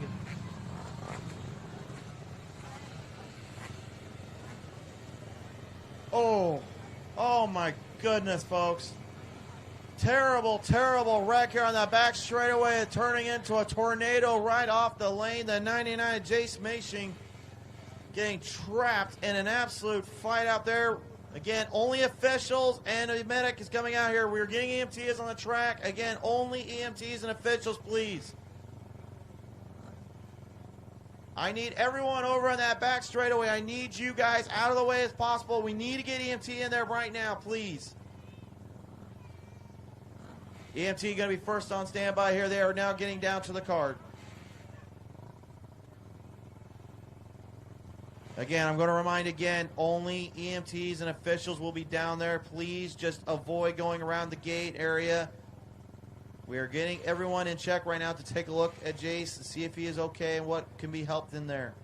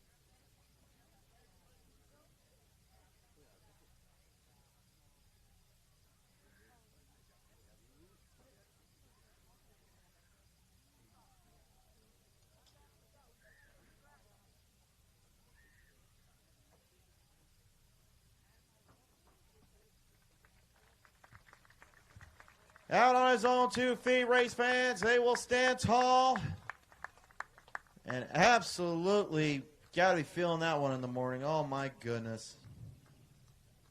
Getting word as well from the other drivers they are okay inside their cockpits there. Getting trapped in that absolute tornado of destruction and insanity there.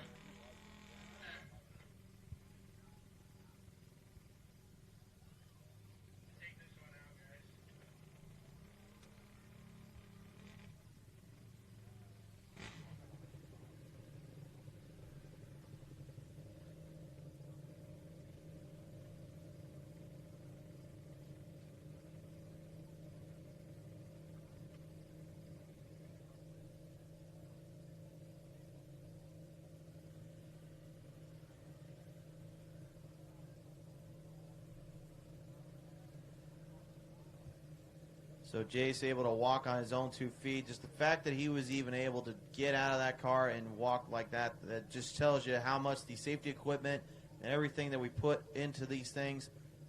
I think it was a good friend of mine once said that safety is still a finish line that just keeps on moving. No matter how many times we think we finally figured it all out, there's always something that just catches us off guard when we least expect it. It truly is a moving finish line, no matter how many times we try to say it's not.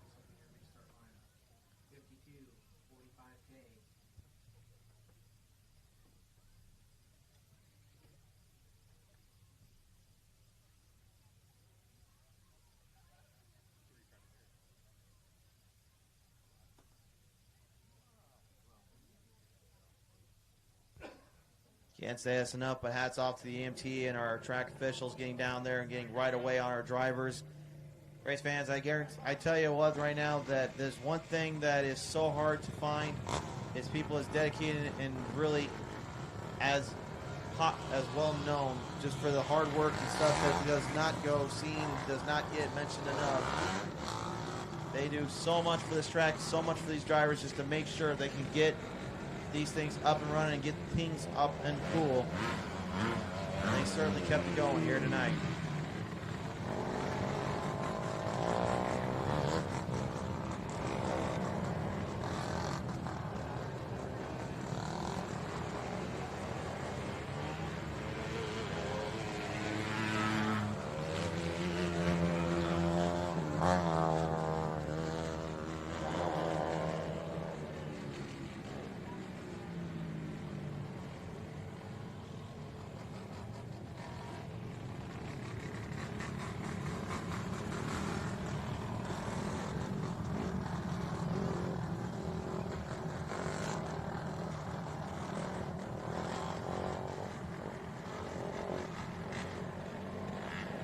Three laps completed here. Still need to complete 15. 12 more to finish the show for 250s. Green back out now.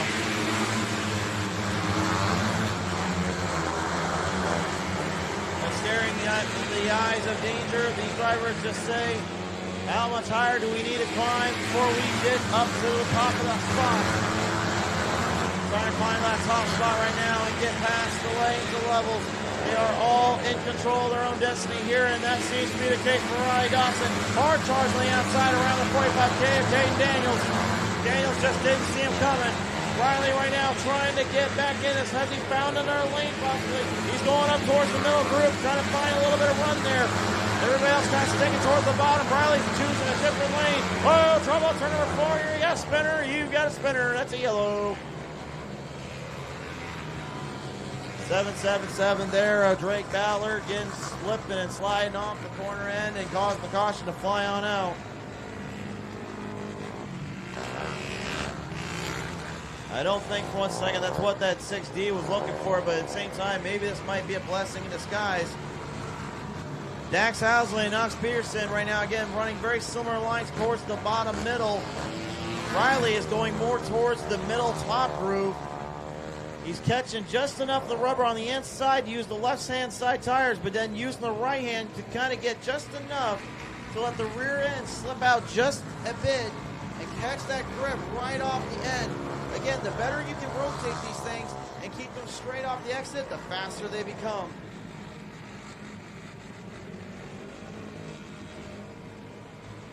Going green next time on by here, 6 down, still with 9 needing to be completed. What on earth must be going through these drivers' mind? What on earth must they be thinking? Do they find another lane? Do they find another driver? They hang on where they're at. We're about to find out as the green flag charges back on them. Back down into the gravel and into the pits. Everybody now looking for lane choice. Riley going back to the outside again. Knox and Dax just staying towards the bottom. Riley trying to make some grip and some time up. Meanwhile, in the mid-pack zone, Caden Daniels going head-to-head there with Levi Ballard in the number 8. As they are now in a dogfight for position. Caden trying to get some ground there. He's running the extreme inside verb, just trying to get it to go down and get more momentum, but he can't get it to grip. Not flat enough and not enough surface on the run. Look at Riley Dawson though. He's still looking for an opening. He sees one coming up off turn number 4, but he gets the door shut out off the exit. That's not battle for second place right now, and they're still in and out of this one. Neither driver wants to give an inch as the yellow is out. Whoa, hold on a minute. Yellow's out, and we had one up on the top of the fence for a second. Did not catch any of that. We were so focused on the race going on, we didn't realize that something happened down there on turn number 1 and 2 until it was too little too late. Looks like 3 of them involved up there. Looks like I see the 24P. Looks like I see the 5 as well. Trying to get an identification on the other one. I think that might be. Looks like 45K. That is, yep, Caden Daniels. Caden Daniels, Ashley Slaughter, and Braxton Schmidt finding themselves kind of tight end up there of turn number 1. Just a very tough little predicament. Not a whole lot they can do, but it looks like they're going to get a refire here.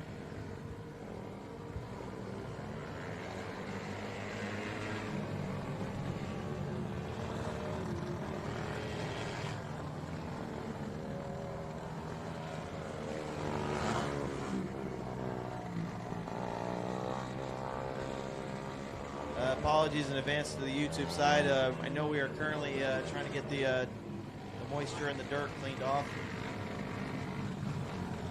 I think we got the camera cleaned up there.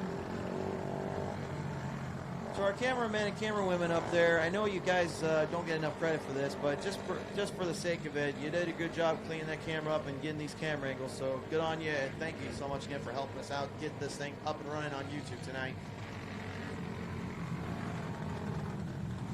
Guarantee you those fans that are watching right now with us, all 84 of them, still hanging on, still watching, and a couple hundred more that have tuned in and out with us tonight.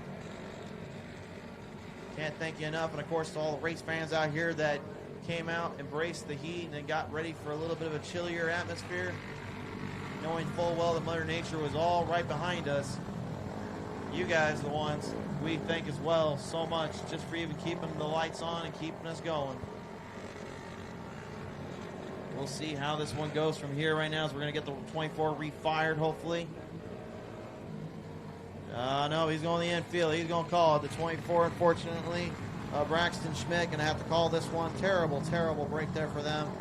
But again, not a whole lot you can do. When the motor don't want to work, you just don't tear it up anymore.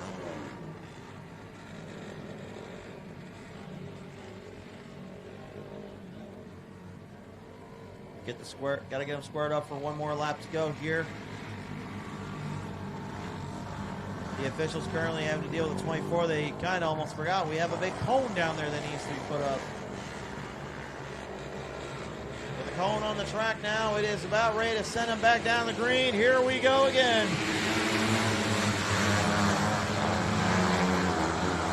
Levi Ballard having a little go at Riley Dawson at 6D right on the inside lane. But it's the outside lane right now that they had to worry about. Housley knew he was there, and he sees what he's up to. Riley Dawson on the outside now with a big charge on the backstretch. Looking for the run off Dax. Housley trying to go back and defend him off, but he slips it off turn number 4. He couldn't bring it back up in time. Down to the final 3 laps.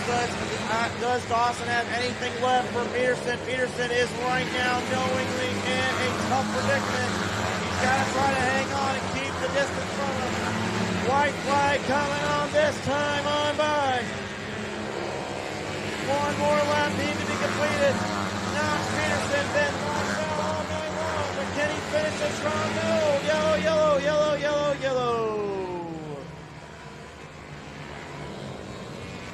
Yellow flag on the track here. The number 14, Luke Garner, getting up on the berb there and unfortunately did not know which way to go. Got himself in a tight little spot there, and it is not Far enough out of the racing groove and line. That could have been very troublesome and disastrous if he was stuck there when we come to the checkers.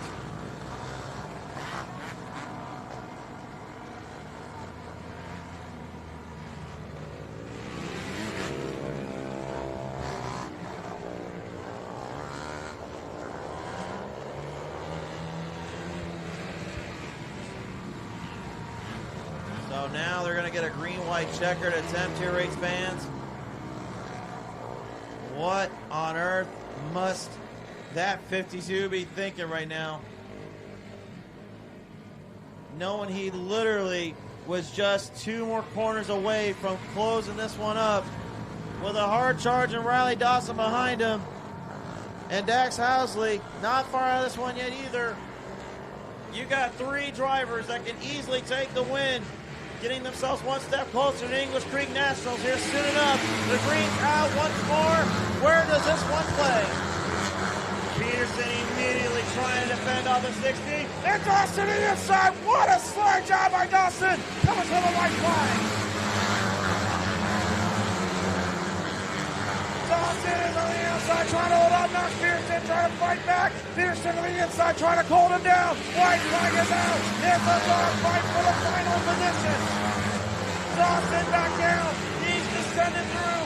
Peterson coming for home. Up turn 3 and 4. Peterson will hold it to the line.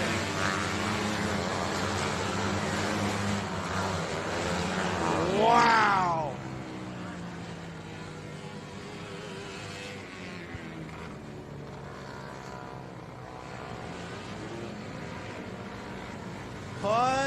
Unbelievable. Knox Peterson lost the lead and gets it back with just that last lap to spare. Dawson, credit where credit is due. He made the outside work and almost snatched this one away. But today, Knox Peterson's going to get it to victory lane in an absolute barn burner.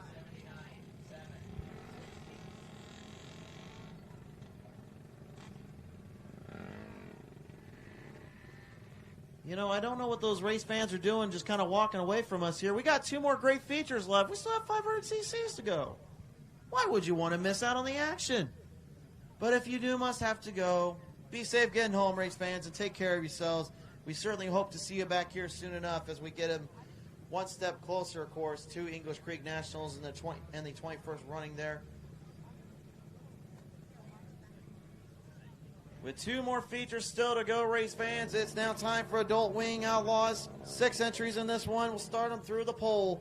In the 000, it's Chad Nillis from McCook Lake, South Dakota, the outside. The number 49, that's going to be Carmine South from Knoxville, Iowa.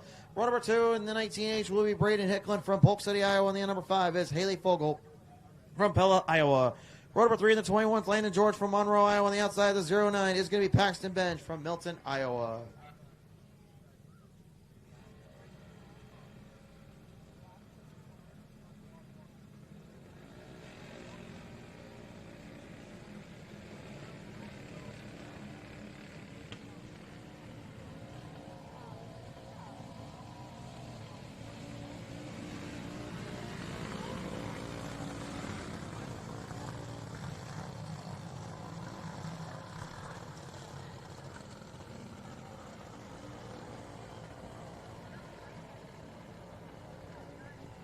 Rack stacked and ready now to go on the attack, race fans. 6 of the adult wings ready to put on a show.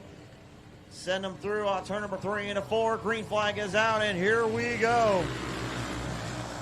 Carmine South wasting no time. Chad Nillis out. Oh, no. That was, how do I say, a bit excessive. Carmine, I know you want to get the race win, but I'm from iRacing. I do know there's a little joke we say, you can't win on turn number 1 on lap 1.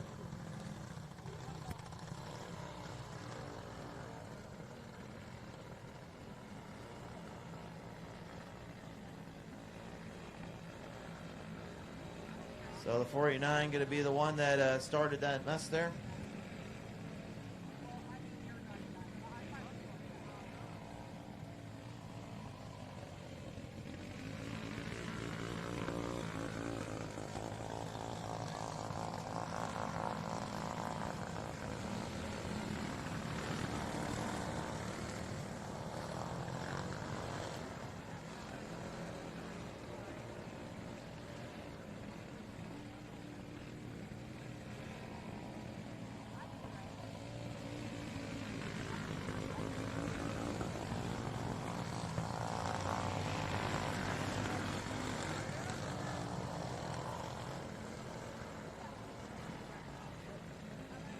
So a complete restart now, going to be in full center order here. Again, they're just trying to make sure everyone gets back into place here.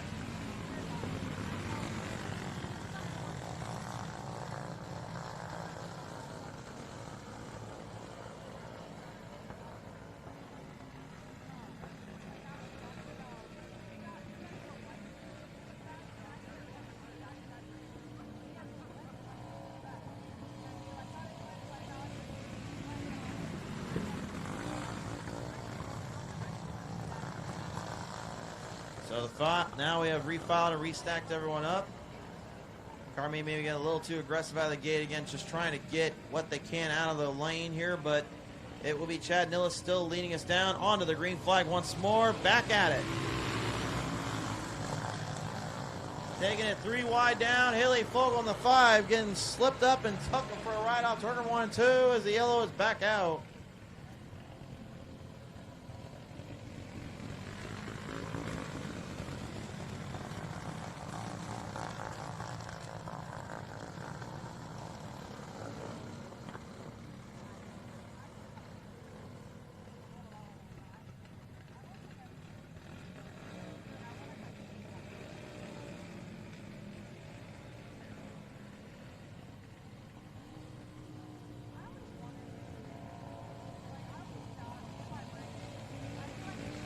Okay, well, we switched one spot. Now we swapped out another set.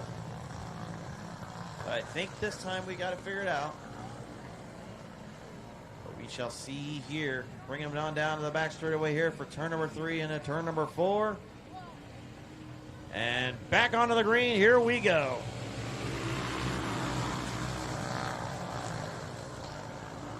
Whoa, hold on. Oh, no. Red flag, red flag. Oh, my goodness. Braden Hicklin, unfortunately, in 19H, getting slammed straight in the side there, and on around it went to onto its backside there.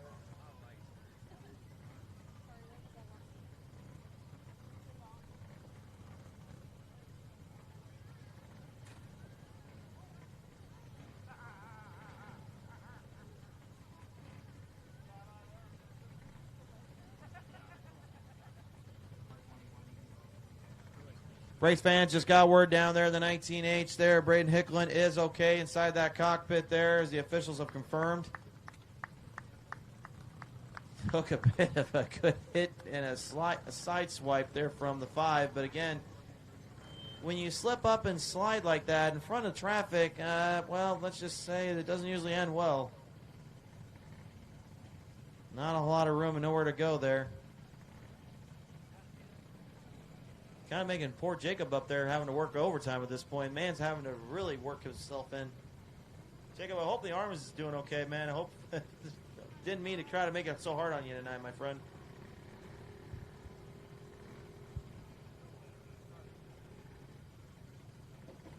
For those that don't know what I'm saying, Jacob is the flagman down there. I originally called him the one-winged angel, but he's all good to go now, and now we also figured out his name as he came over the side, kind of whacked me upside the head and said, "Here's my name, Bear, my friend."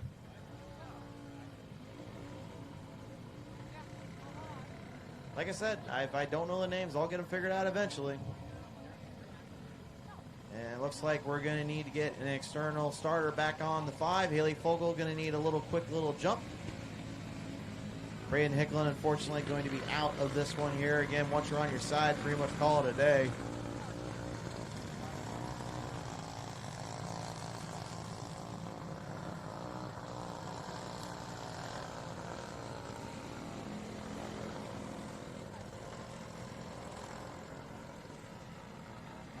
Going to bring him back to the green flag this time on by. Haley Fogel going to just get squared back up and catch up with the field. Off through turn number 3 into 4 and back onto the green.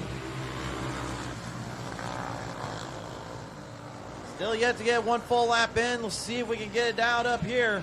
Paxton Bench, though, hard on charge on the outside. Chad Nillis, not been challenged too many times tonight, but now he's definitely got his work cut out for him. Multi-grooves are starting to form. How will that affect for these adult winged outlaws?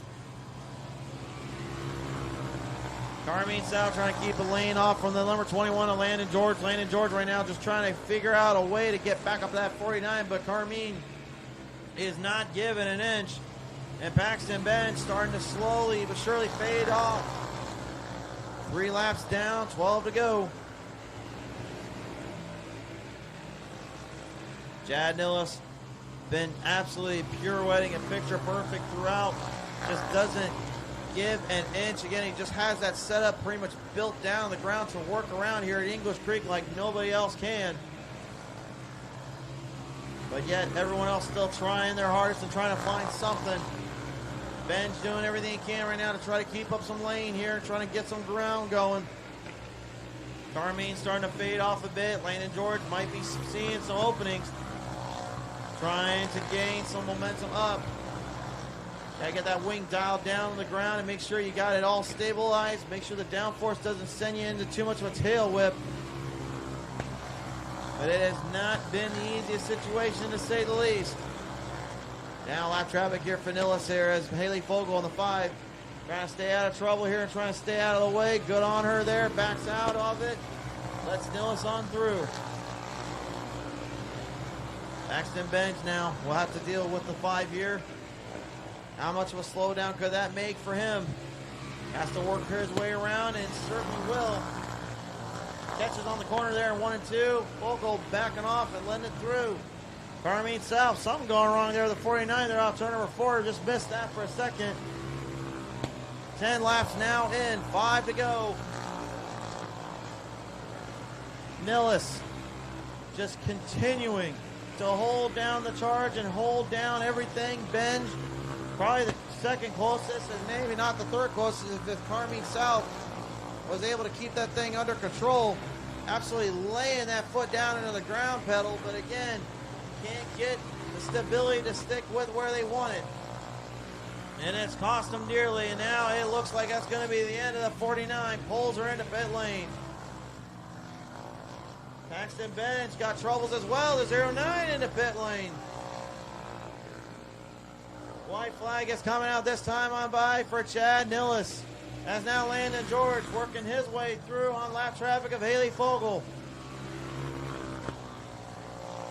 An absolute rapid endurance battle of attrition and nutrition throughout. But the one who stayed clean and green throughout the whole night, never losing sight, the 000, Chad Nillis, going to get to victory lane.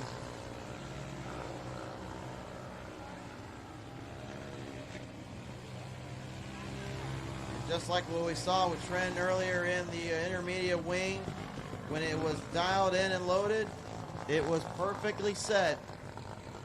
And that's exactly what we got there. Race fans, Adult Wing Outlaw finishing out their feature. Now will bring us to one more feature, not tonight.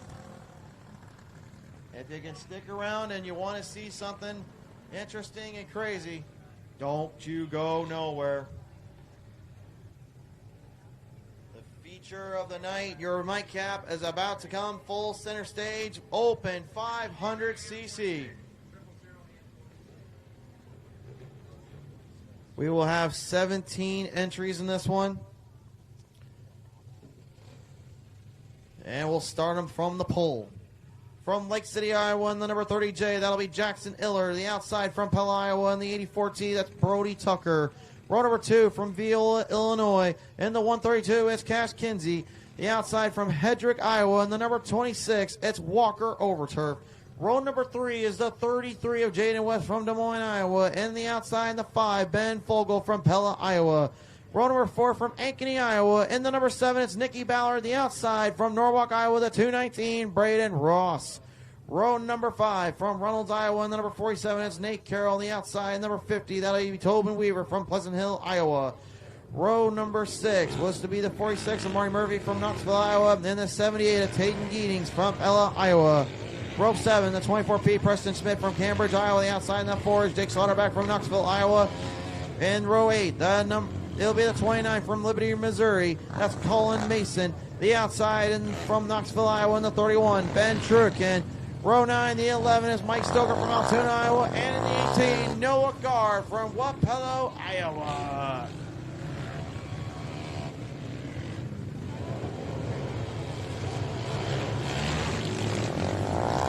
Race fans, this is your nightcap.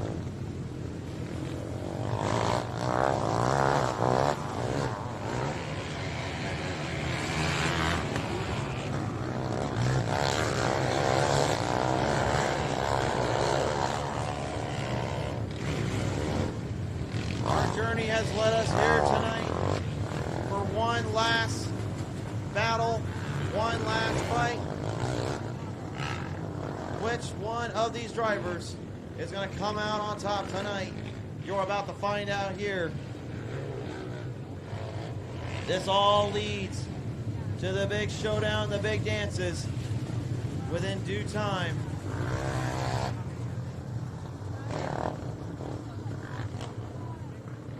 Filing everybody in, getting everyone into position before we get them ready to go down into the green flag zone.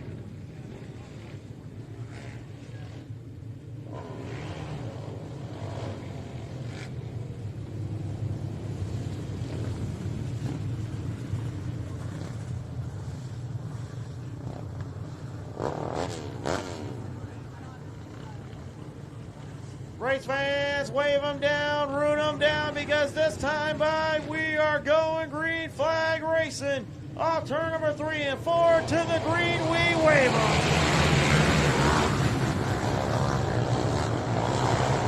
500cc motors being put down on the track, ground pounding their way through. Whoa, down there, 5, 4, getting a little bit wide, sends them in, keeps it under control. Everybody else now is trying to keep their momentum up and trying to keep their lanes in play. A little bit of a 3-wide gap there, and getting back to their way here, and continue to hold it down. Everybody right now just trying to get some lane choice figured out. The 814 Willie Tucker and Jackson Miller. Little in the same boat, the same situation we've seen before. Whoa, look out, down at turn number 1 and 2. You got stopper, we've got stopper. Yellow, yellow, yellow. Looked to me like maybe that might be either Walker Overturf or Ben Fogel that came to the dead stop here.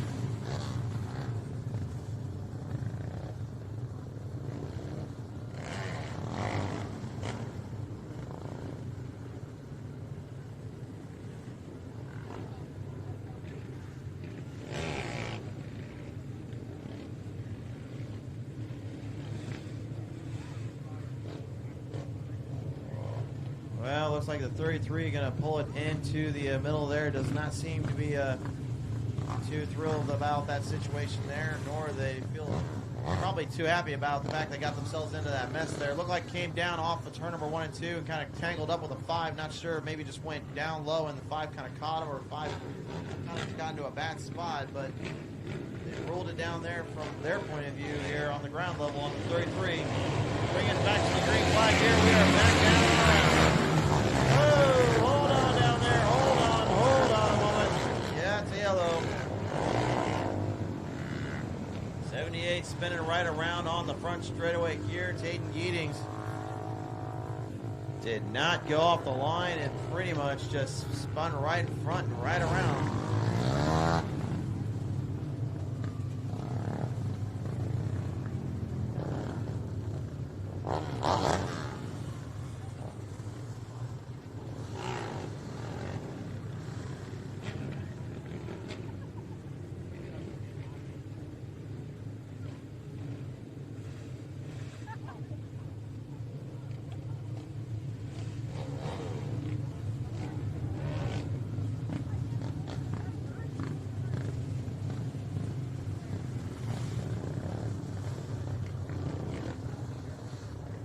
Get it back onto the green flag here. Tucker, Hiller, and Overturf going to lead us through the 3. Everybody right now just trying to get settled in and get settled back down on the track side, and they bring it back to that green. Tucker going a little bit farther wide on the ground, maybe trying to see if he can get the outside lane cooking a bit. Jackson Miller staying closer to the bottom lane, just trying to stabilize down as the field works their way through. Right now just trying to hang in there and try to get some ground. Everybody at the moment just cannot see the fine lane to get away from one another, and it seems like more than anything, it's putting themselves in a very tight predicament as no one wants to give up their control of the lane. They don't want to give up their position. And it's very, very interesting as the correction levels now kick up a few notches. Whoa, hold on, Dave Giddings, that's not the track. That's it. He went full send to the inside. He'll keep it under control, but that almost was not a no-go. Meanwhile, right now, Tucker, oh, look out down there in the back straightaway. Yellow.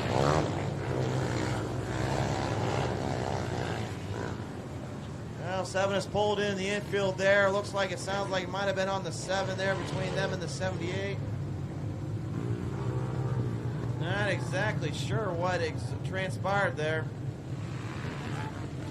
Looks like the 219 as well is going to pull in here. Braden Ross is in pit row, is in the pits, is in the infield.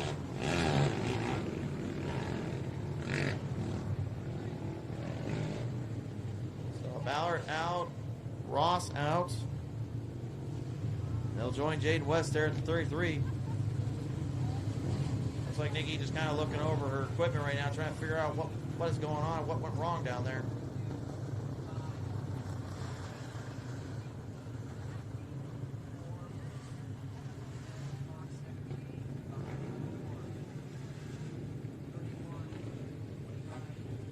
Looks like Ray Ross also hopping out here, just trying to see everything on their end there.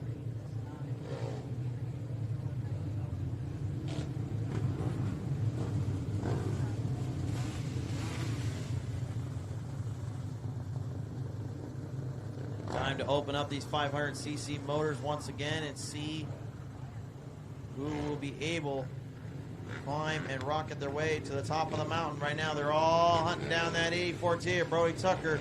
He will lead them down.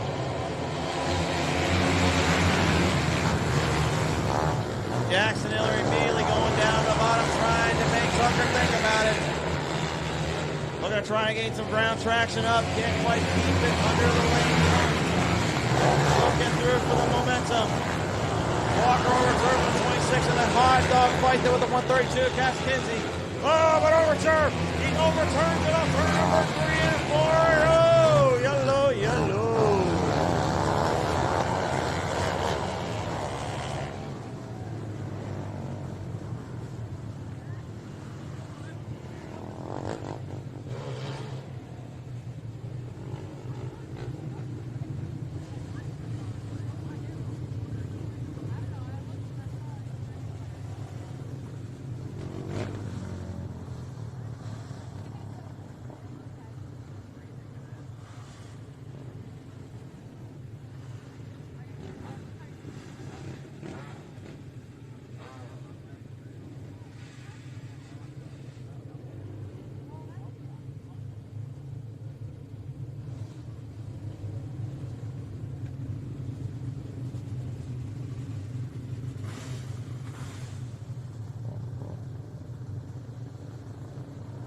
Field now back stacked and racked and ready to go back on the attack again.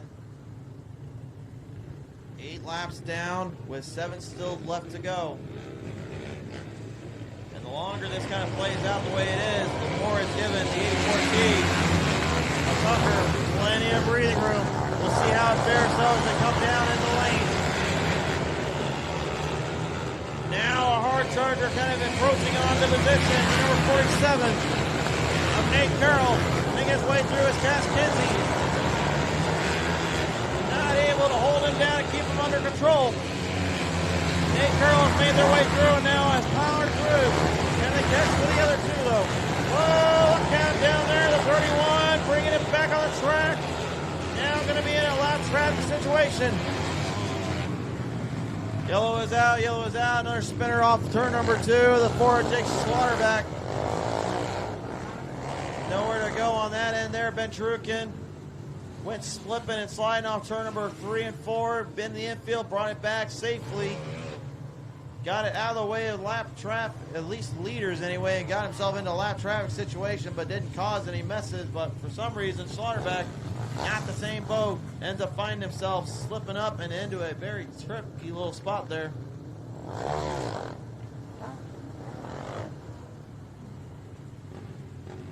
We'll have to see if they can keep the runs going, get things up and running the way they need to, because that's been where the trouble has laid in this race.